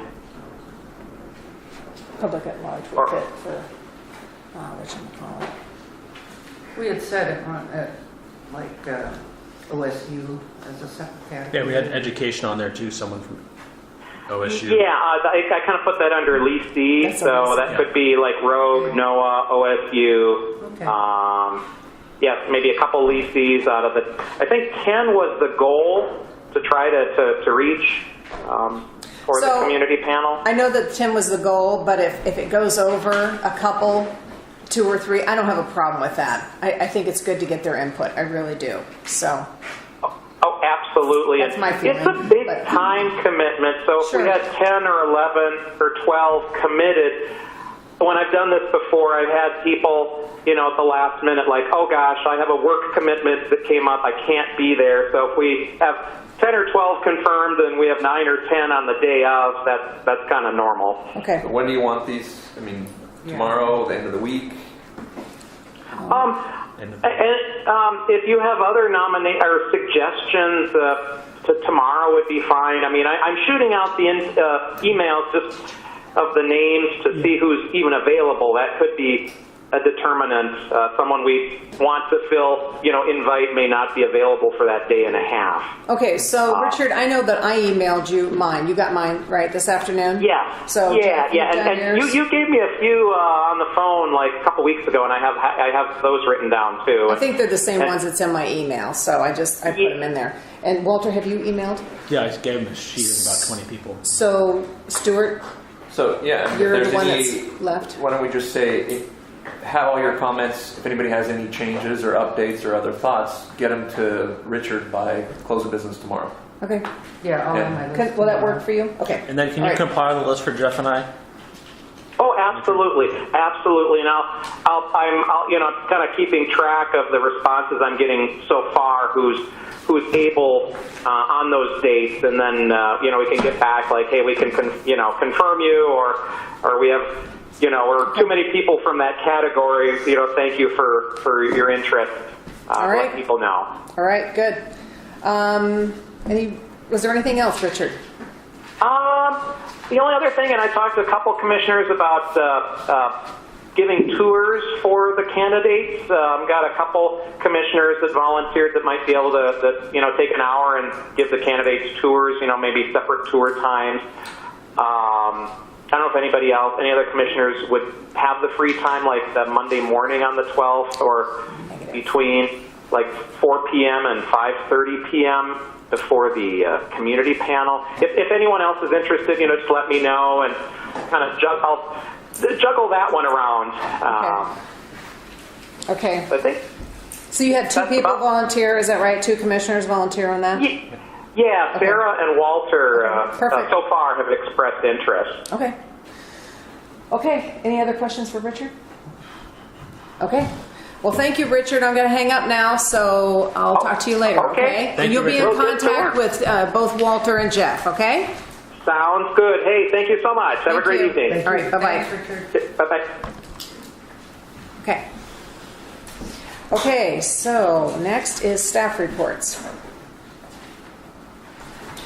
All right, so you got, Mark will be up first.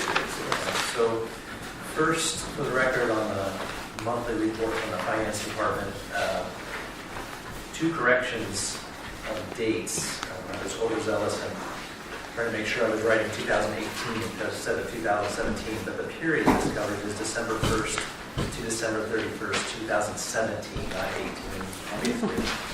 And in the first paragraph, the financial reports that have been included in the packet are as of December 31st, 2017.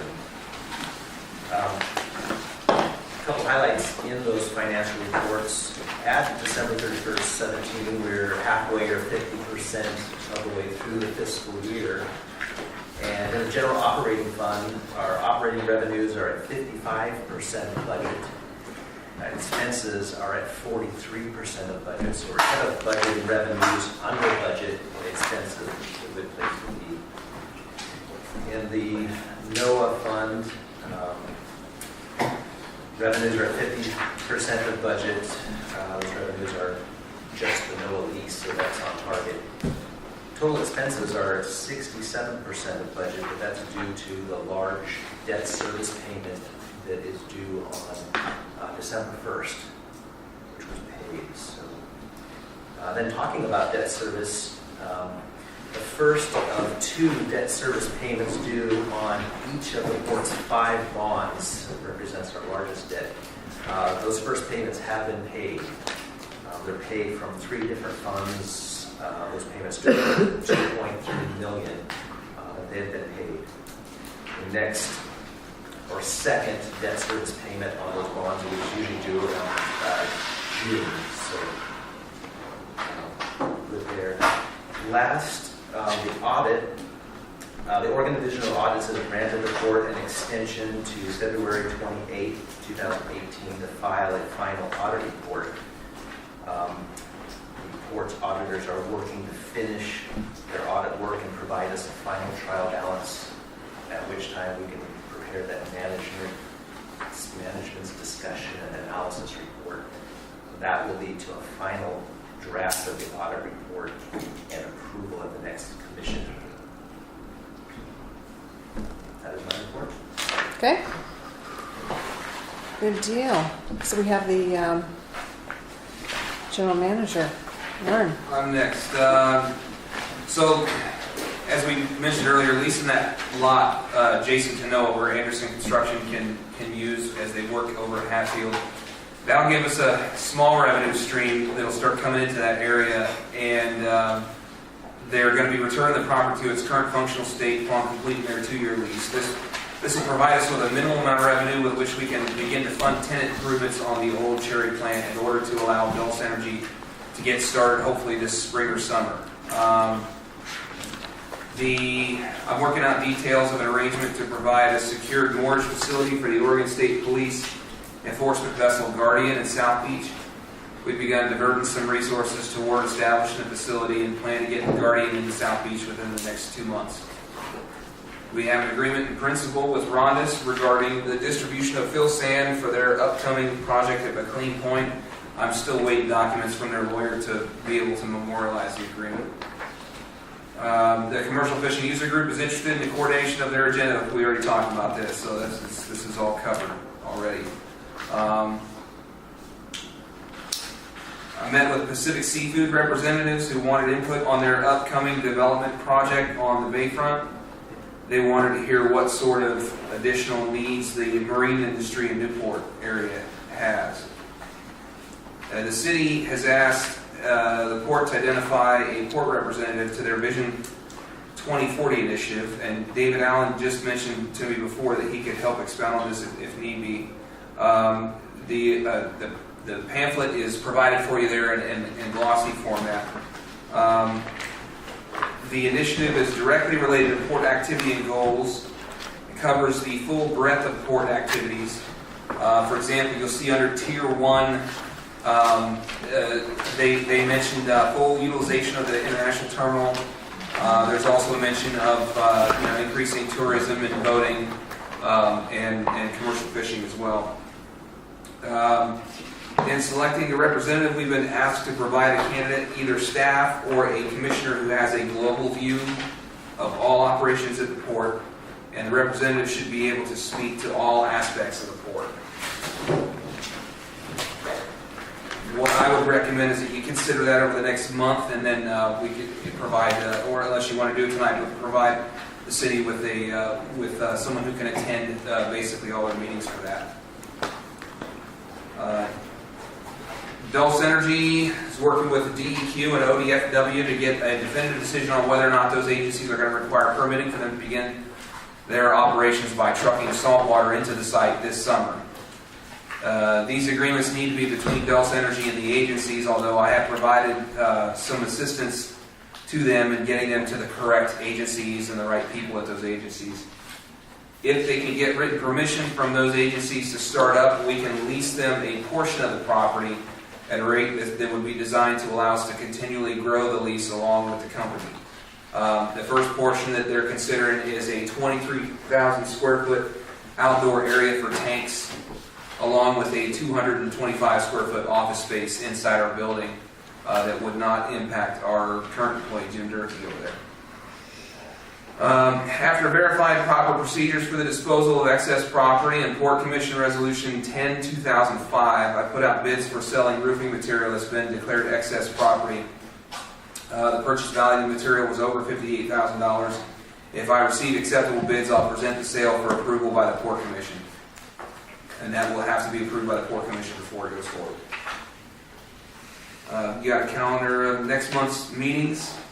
I asked Mike McDougall to come to help me to begin an assessment of the seawall upon which the Rogue Brewery sits, so that we can properly prioritize the repair of the wall on the capital improvements list in the years to come.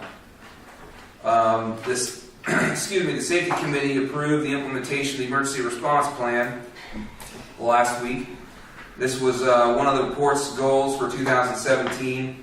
And we're looking ahead to 2018. Our plans will be to improve training for staff on safety-related policies and issues, and also on that emergency response plan, so that we can make sure everybody follows it as best we can. Dredging operations actually began today in South Beach. I heard some concerns about sea lions at Port Dock 5 during the Commercial Fishing User Group meeting. And of course, I've been down there and seen them myself. They're definitely a real problem for the boats that moor next to them. The more activity we have going on down the docks, the more encouraged they will be to move on. Fortunately, our problem is fairly concentrated. It's not as widespread as other ports. That was one of the suggestions, is that I contact a few other ports, see what they've done about it. There is a very effective deterrent system made by Smith Root that holds up really well to the environment, and it's been used in a number of other ports in the Pacific Northwest. They also make a mobile version that can be put to service, but I'm trying to find a way to manage the cost of the system The price to install enough to discourage sea lions in Port Dock 5. I wrote this before I got their actual bid. It's probably twice this. It's closer to $24,000 or $25,000 to be able to do that. So the thing we have to do is figure out what's the cost of the problem and what's the impact to it, and then be able to justify that cost. So I'll continue working on that. You'll see the details on from each of the managers and the harbor masters. There's a photo there of these are the new pillars that are going to be put in to mark the spaces at the RV park. There'll be a more nautical theme in keeping with the port, and then you'll find the attached Vision 2040 initiative pamphlet there. Okay. So, David, real quick, do you want to go ahead and talk about the 2040? Yeah, let me do that. And I would have, DMAR wasn't at our last council meeting when we discussed this. Otherwise, DMAR would have probably been able to do it, but... Not as good as you did. I probably will talk a little bit longer than DMAR, which is what I used to do, but anyways. And Patricia knows that. But anyways, so David Allen, here on behalf of the City of Newport tonight. So you have that pamphlet in front of you. So I just kind of want to go over what the city is looking for. We adopted the visioning plan after an extensive outreach process back in November. And then, well, actually it was earlier on in the fall. But back in November, we adopted an ordinance which was creating the committee that was going to implement the vision process or the visioning document over the next 10, 20 years, however long it's going to be in place. Just to give you a quick overview, what we determined as a council was to have a 16-member visioning committee, 5 citizen at large, including one from the Latino community. We have 23 people that have applied for those spots, and we're going to be conducting, I think you were there, but we scheduled February 12th, I believe, to do those interviews and select 4 citizen at large. So we've got a large number of applicants for those 4 spots because one is reserved for the Latino community. We also designated in the ordinance, which implemented the visioning committee, 5 members of City of Newport standing committees. And we selected, and DMAR, you weren't at the meeting last week, but we selected as so we're going to ask our standing committees to determine who a representative will be. And the committees we selected for the 5 standing committees are Planning Commission, the 60+ Advisory Committee, the Airport Committee, the Parks and Rec Advisory Committee, along with the Bike and Ped Advisory Committee, and the Public Arts Committee. So they're going to designate their representatives from their committees. And then finally, we have 6 stakeholder representatives that's going to complete the composition of the committee. And what we determined was, in our ordinance, we already designated 4. And those 4 would be a stakeholder representing the health community, and we've determined it's going to be the Pacific Communities Health District, probably one of their board members. The county, Lincoln County, I think Wayne Belmont's going to be their representative. And then also for education, we've determined the Lincoln County School District / OMSI camp, because there's kind of a K through 12 component there. And we had 2 more undetermined to be designated, and we did that at our last meeting. One would be a representative from the Greater Newport Chamber of Commerce, could be their executive director, someone else. And then finally, the final group to round out the 6 stakeholders would be someone from the port, which would encompass not just the Port of Newport, but also the associated users of the terminal facility and the fishing community. So it's going to be broad-based. So as Aaron mentioned, you're going to probably have to decide, who you believe, to represent your interests, not only as a port district, but also the associated users, both terminal and or fishing, recreational, commercial. We're trying to, we'll leave it up to you. So that's kind of where we're at. So you'll have to decide as a commission how you want to try and work that out. We don't need anything as far as a designated representative probably until early March, because we probably won't complete the interviews and actually select our citizen at large members until our second meeting in February, which is February 20th. It's a Tuesday because of the holiday for President's Day. So probably we'll be up and running sometime in early March. And we want to try and put this in place in conjunction with our budgeting process. And I think it's important just to read what the role of the advisory committee will be, so you have a sense of what it is you'll be doing. And this was adopted by an ordinance back in November, ordinance number 2124, which is posted on the city website if you want to take a closer look at it. So you'll meet quarterly, along with some special meetings. But the goal of the advisory committee is not just to meet, but to actually form work groups. So for instance, if a group wants to focus more on fishing-related issues, the advisory committee can put together a work group that can then filter up into the final recommendation process. So it's not just going to be the 16 members. We're looking to them to actually do outreach and perhaps have some subsidiary subcommittees helping them move forward in the process. So here are the objectives of the advisory committee for the visioning document. 1, inform the annual city council goal setting and budgetary processes by linking planned projects with vision statements and strategies. 2, tracking implementation of key strategies, developing metrics for measuring progress, and preparing annual progress reports. 3, engaging city committees, staff, and partner organizations to facilitate implementation of strategies. 4, recommending updates periodically to the vision and strategic plan to reflect changes in the community. And 5, promoting the vision and strategic plan, increasing public awareness of the vision statements and strategies, and supporting community engagement efforts to achieve desired outcomes. That's what we're looking for from the committee. So it's going to require some work, but you only hopefully just have to meet quarterly along with some special meetings. So that's kind of to give you an overview of what it is we're looking for, kind of what the city has been doing over the past year and a half. And we really, not only me, but there were many of us on the council that immediately said the Port of Newport, along with the associated users, was going to definitely have to be a stakeholder as part of this process moving forward. And that's why I'm here tonight to let you know we strongly want to encourage you to participate as best you can. Okay, sounds good. Thank you, David. Appreciate that.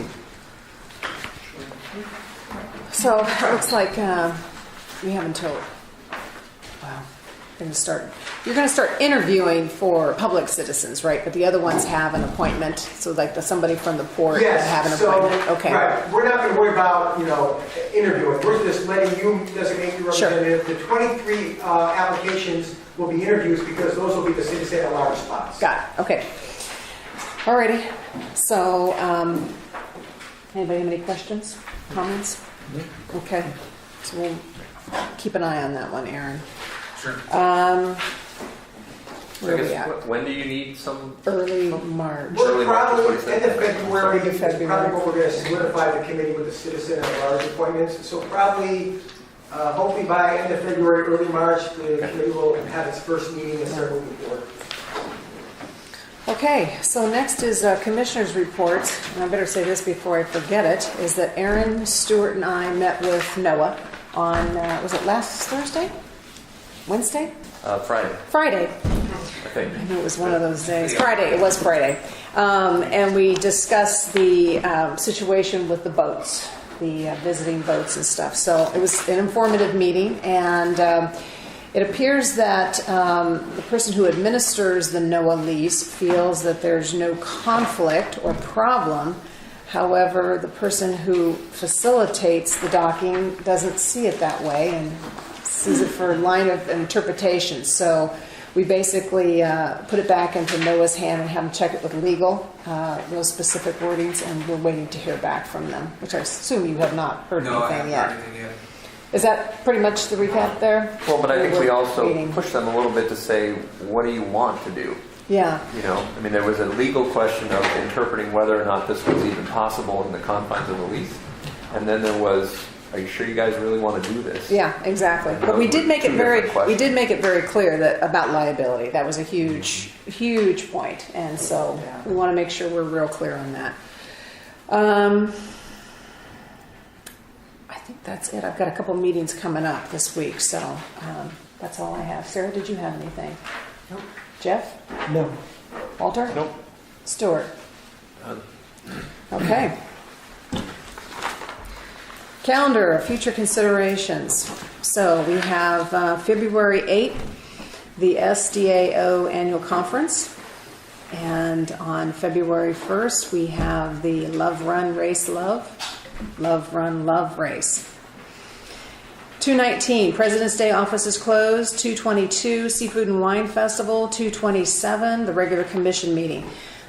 Two dates that are not put on here that are tentative, and that is for the interviews, and I believe it's going to... The 12th and 13th. I took my calendar off again. It's right through 12th and 13th, so we'll definitely need to mark off those You're going to be back, right, Sam? Yes. Okay. All right, sounds good. Okay, item F is to schedule a work session to discuss the NIT policy and customer needs. So we've already had a little bit of a conversation on that. So the next thing is to just, let's go ahead and set a work session for that. Well, I just want to make sure everybody understands my motivation is, and I don't think we do yet. So, Okay. I mean, Go ahead. again,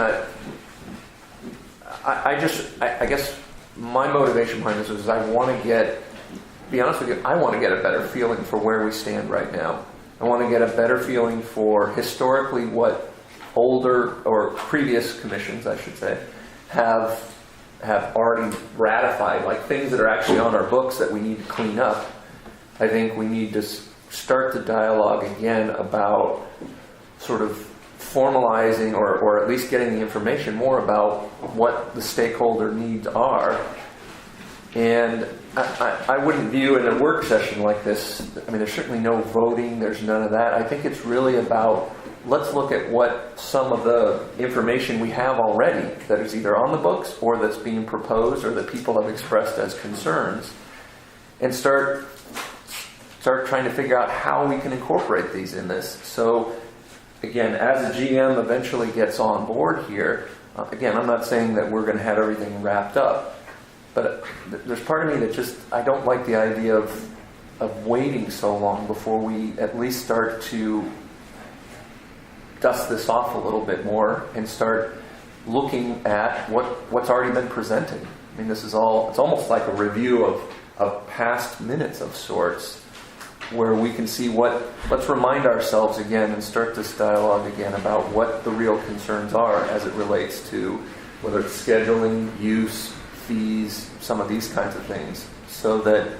we're not, I don't know, like I said, I don't think we've really had a substantive discussion on this for 6-8 months. And it's such a huge issue that I just want to see it getting rolling again. I suggested a work session as an opportunity for a dedicated, let's start talking about some of these issues. And certainly, I don't know, between Aaron and Patricia or others, we could throw out some things that we might want to, again, start to evaluate, chart a path of where we might want to get as we bring a general manager on, and how we're going to continue this dialogue. So that was my motivation. And I couldn't see us doing that in a meeting like this. I just kept thinking that we just really need a focused time period for it. So that was my motivation for it. Purely informational and discussions. So. Any questions? No. Yes, Jeff? I like the idea of the 5 commissioners sitting down and talking through things. However, as far as charting the path, we're hopefully really close to naming a permanent general manager. Sarah's getting ready to go on vacation 2 weeks, and the February 12th and 13th we have interviews, and we, before we know it, it's going to be mid-February, late February, and hopefully by March we have the general manager. And it may be beneficial if we do sit down with the 5 of us to talk about charting the course and bringing up what the different issues are, having a new general manager there. So are you talking about trying to fit one in before the new general manager, or wait until the new general manager? I guess, and it's a good question. I haven't really, I guess to me, I mean, this isn't going to be something that's going to be resolved in a meeting by any means. And charting a path forward was probably a poor choice of words for me. I think this is informational. It's starting a discussion again. And I think it can happen, to be honest with you, depending on schedules, it could happen. I don't think it has to wait until the GM is here, because I think it's really, if anything, it's providing an opportunity for us to say, all right, let's get all this discussion, these information back together again and see where we stand. I'm worried if we keep waiting until a GM is hired, if we run into an issue where somebody we recommend to hire and they accept the position and it's going to take them a few weeks or months to get out of their position, or, I just feel like we need to start this dialogue again. It's the longer it sits without being chatted about, I think it's a little bit harder to deal with at times. So to answer your question, Jeff, I guess I wouldn't think we would exclude. I'd love to have a GM here And maybe we would get somebody who we'd offer the position and say, hey, I may not be able to move here yet, but I'll come for meetings.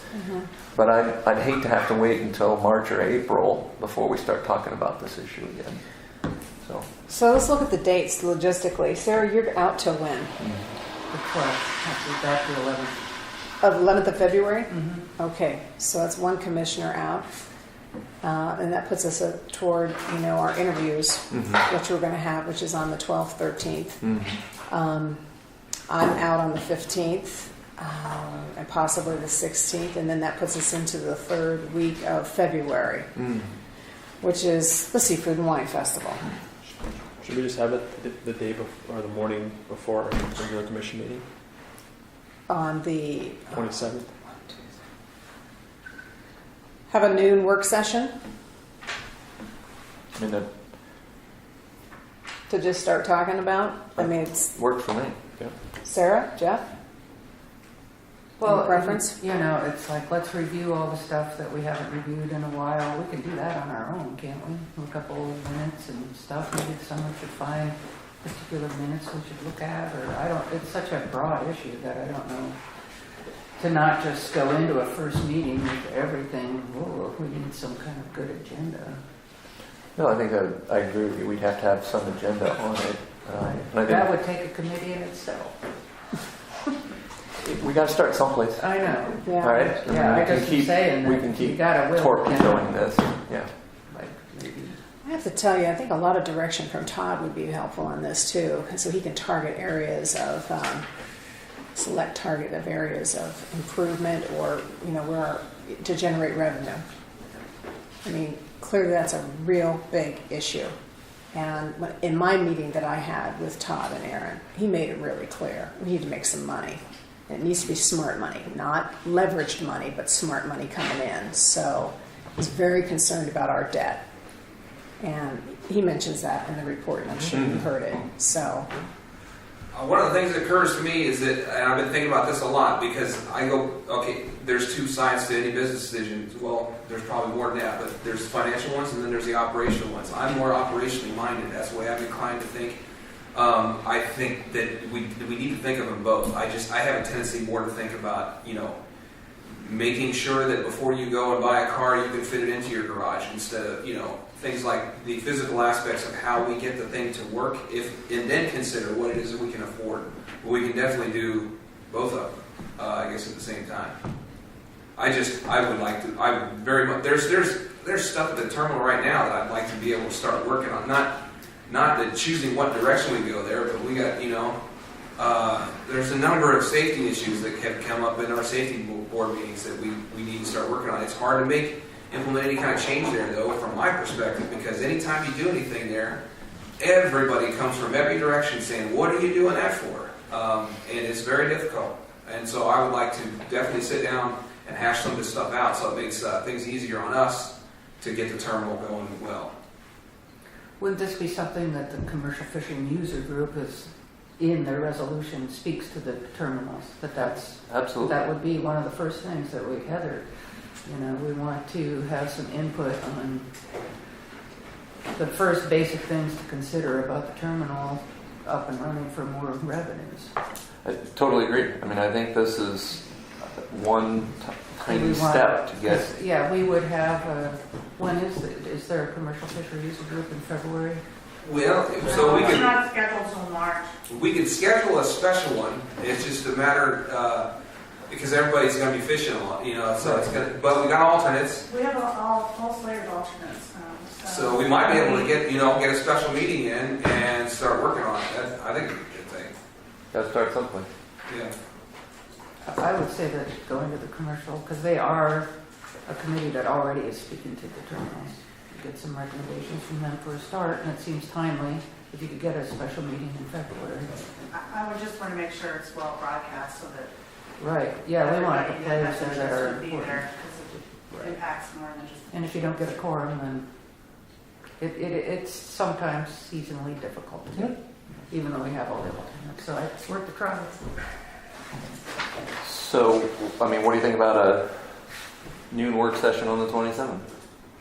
And with enough heads up that, again, we're not making any decisions or anything here, but an opportunity to address some of the things that, or at least talk about some of the things that Aaron just mentioned. Some things to start the dialogue again with, the stakeholders' concerns and things like that. And I could try and see if I can get a user group meeting in before then. Mm-hmm. Is that?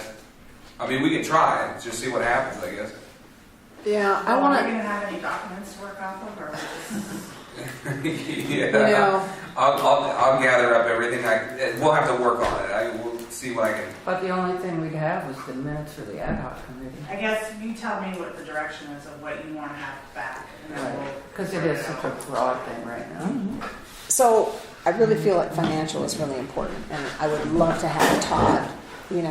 I mean, that's really the first line right there is the Okay. finances, and so maybe some of this stuff drifts out into other work sessions at other times, but I think that is the first one that we need to hear from.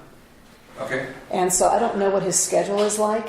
I would rather have a work session based around with him. Okay. I think Well- that would be in his. I don't care if you would call it diagnostics or whatever, but I mean he would give us the template of financially where we need to. I mean, so you're going to talk about doing things. I got that, but you need to know what you have to work with. How much money, where we need to be looking at, and he'd be one to guide us on that. I think that's very, very important. And then from there, we can start working on some of this stuff. Well, I think also what is unnerving to me at times is that we have these resolutions that, as I understand it, that have been passed that we're just choosing not to enforce. Yeah.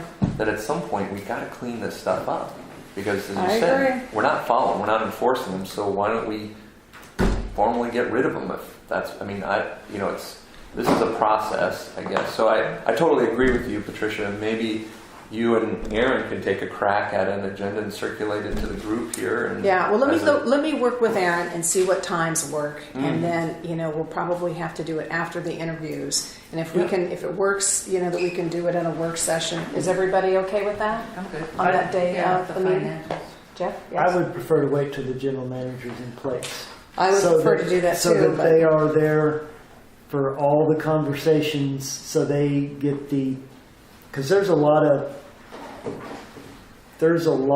history, there's a lot of issues, a lot of opinions, and it would be nice for the new general manager to be there. If it's a matter, I could see if it were 3 months out into the future, they get a new general manager. Okay, well maybe, but if they're ended up potentially 2 weeks away from having a new general manager start, why not wait until they can attend?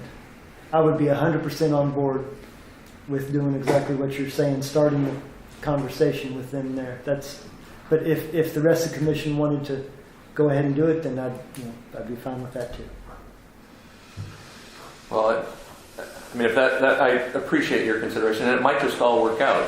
I think putting something on the schedule, though, still, it seems like I don't think there's any harm in that. I mean, some of the things we've been talking about are pretty, focused. If it's how's the security plan going to work, or for things that you have on your plate right now, that are things that we can discuss that aren't going to have sweeping changes to things, but are just more focused on the operation of that.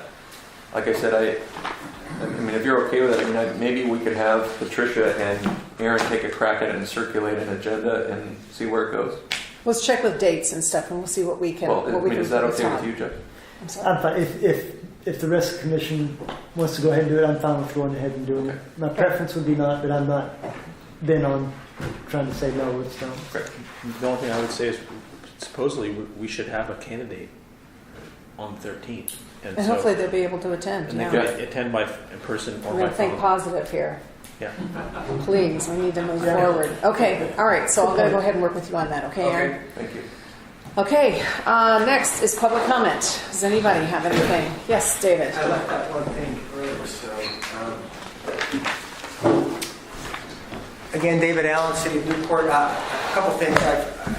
In listing the stakeholder representatives on the Vision 2040 committee, there was one I left off. We have 6 stakeholder representatives. I listed 5. The 6th one, which we decided upon last meeting, was to have a representative from higher education. And we looked at the Half-Moon Marine Science Center / Oregon Coast Community College working together, and we've contacted their representatives. And that will include also the Marine Studies Initiative, which, as you know, is going to be a big change in a lot of the graduate students that are going to be working here. So that's going to be our 6th stakeholder group. So we got the Marine Science Center / community college working to designate a representative, which again I think will be a nice complement to the others. And then finally, just kind of an FYI on the community interview panel that you're going to be looking for the general manager. I'm glad you listened to the City of Newport. And before I came here, I just wanted to let you know, for Jeff and Walter's sake, Spencer Neal, our city manager, he's out of the country on vacation for 2 weeks. He's not even checking emails, nothing, until probably mid next week. So if you want to, he's in Morocco. I don't know why you picked Morocco, but he's not touching anything. So if you want to contact the City of Newport and kind of see, I spoke with Peggy Hawker, and I'm not speaking for Spencer, but Spencer loves being on these interview panels. So assume that if you did want to have someone from the city and you wanted the city manager, Spencer probably would be interested. But if you do want to contact the city between now and next week, send the email to Spencer, but copy Peggy Hawker on it so she can get it, because Spencer's not going to be looking at emails for the next 7 or 9 days. Just kind of an FYI for Jeff and Walter. Appreciate it. Anyways, that's all I have. Thanks a lot. Thank you. Anybody else? Want to comment? Yes. Go ahead. Yeah. Go ahead. Yeah. Yeah, forwarding. You know, when Todd made his report, he identified the international terminal as a major, underproducing facility. And it seems to me like you guys have some pretty major projects coming up that's going to need some revenue produced. As Fish was saying, revenue is going to be a big thing.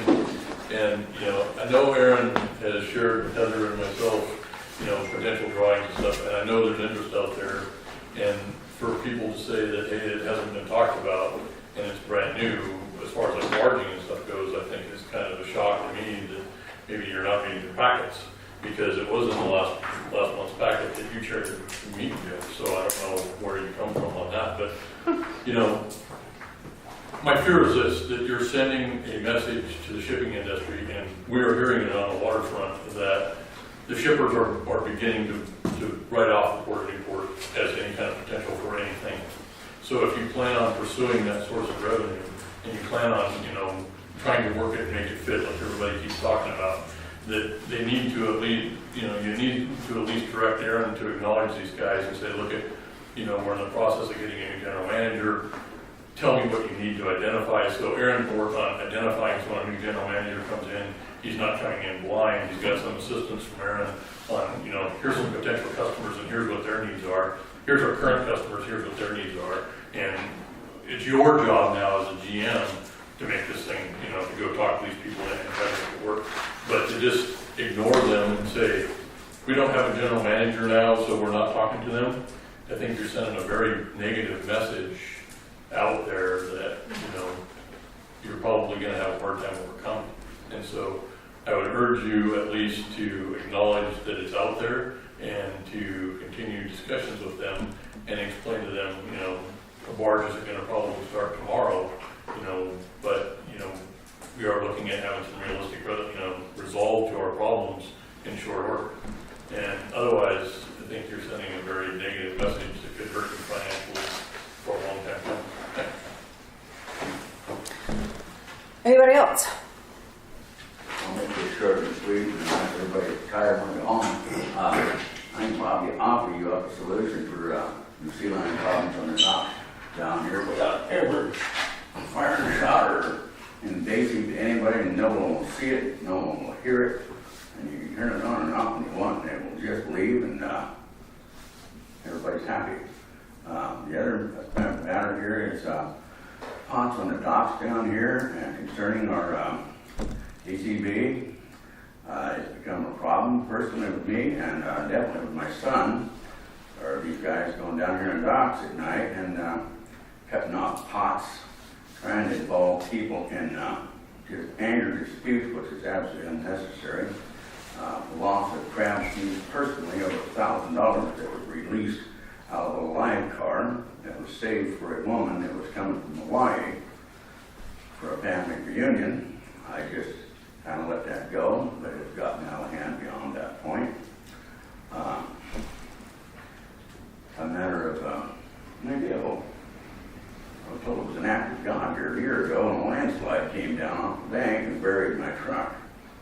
Well, I don't think God did that, but I was told that nobody would cover it, so we had the vehicle out there. My son had been supposedly kicked off port property here for 6 months. I wanted to try to do it for life because he took some gas out of another fisherman's truck.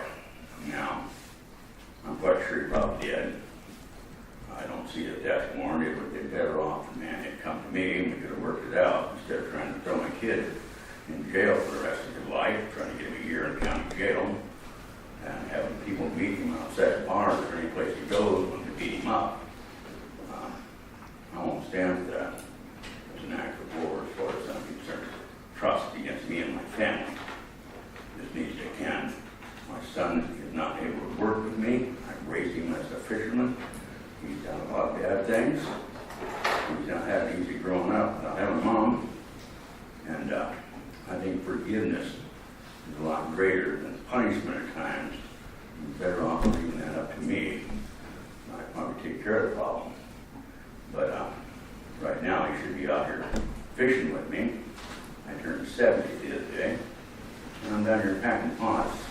My boat's not loaded with gear. I didn't take any gear out the ocean. There's weather and so forth. And here he is, no way of making a living, which promotes anger, not only me, but him. He needs to be let back on the port property without being arrested. And outfit doing the security around these docks, where in the hell were they on Christmas? My boat had 3 feet of water in it. All the alarms were going off in that thing. They all functioned. Nobody heard anything, nobody seen anything. That day I take Tom McAdams, which most people here know. If you don't, you should. Help him out. We went out here and caught some crabs in the ocean, and Tom loved doing that. He's always been a waterman. It's an honor knowing him. We took those crabs that day and we cooked them up, and we gave them to the old folks around town here. And then we took the rest of them and gave them to the nursing home up here for the people that's in there that couldn't go get them. After all these good deeds, many of them more beyond that, I'd take the whole crew to church and they didn't like it. They went anyway. Chris Dad was down there and finds 3 feet of water in my engine room.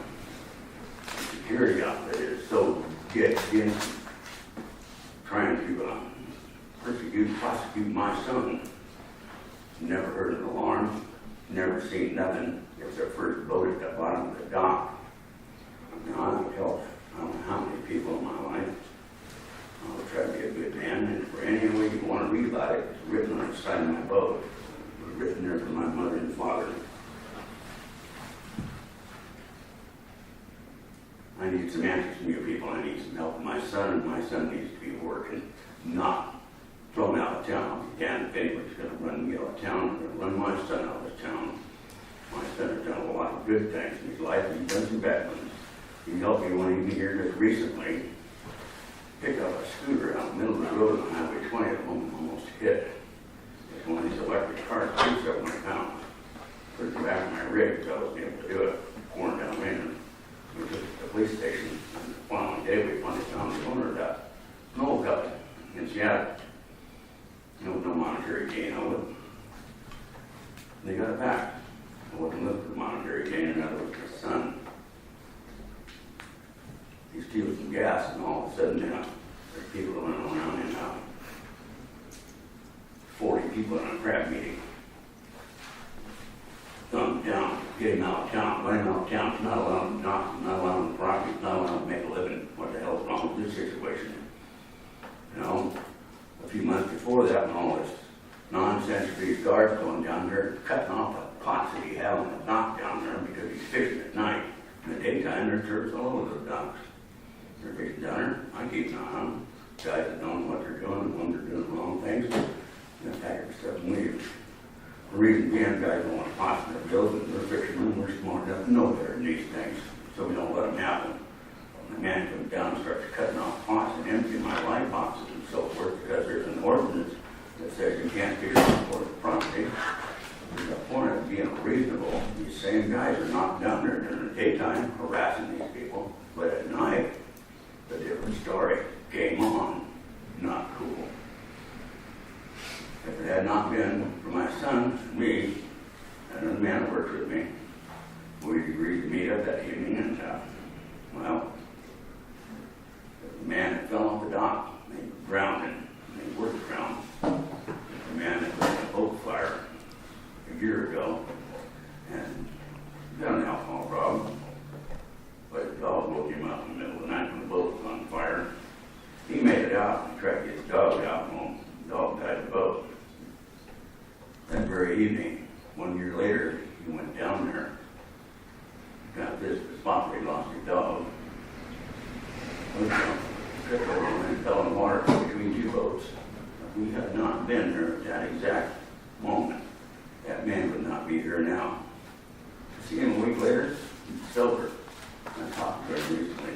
Stoker made a difference in his life. Now, when he was a parting comment here, this is what was written on the side of my Lord. Thank you, Lord, for one more day. God bless my mother and father. Lord, help me to be a better man that walking through this life, that I might make a difference in someone else's for your name's sake. Captain Rocky Moffat. I want my son back on the docks and working for me. And the next individual caught my son in a back alley or someplace because someone else has got more money to beat him up. It's going to answer to me. Fact. So these security people need to be doing their job, not going down and persecuting one individual. 40 men, one man stands up, he's been stealing everything off the dock down here. The drug detection problem tonight, right there, and much of them around the Heston. One of them works for the port, his name was Kevin. Hell of a nice man. Had a wife, had cancer. Good woman. They're probably one of the worst drugs of all. He stayed at my house for 6 months, he and his wife. During that time, he turned his life around and went in that direction. I helped him get a job, now he works for the port. Jonathan took some gas out of a man's car out here because he was helping a friend of mine. I just recently got back from the hospital. He lost a husband, who used to own my boat, and my best friend. He almost gave up. He died from cancer. And I talked to her and convinced her to go have this done. She came back 3 days ago, cancer-free, and looking at living longer. Tonight, I'm a little upset with things. I am. We've had a real financial hard situation, and I take care of a couple of the individuals that are disabled. Sir, you didn't say your name. Rockford George Moffat, captain of the fishing vessel Orca. Okay. All right. Thank you. Take that into consideration, and I'll talk to you guys more. Thank you for all your help. You're all good people, and I'm glad to see you along this place. Sarah, good night to you. Okay. Any other public comment? Yes. Hello, my name is Don Martin. I'm a candidate for the general manager's position. So I'm here for a couple reasons tonight. One is I came to see the port and its assets, the Pier Dock 5, the marina, the international terminal, and the RV park. And the second reason I'm here is I want to introduce myself to the commission and to the public. Thank you. Thank you. Anybody else? Okay, we are adjourned. Thank you.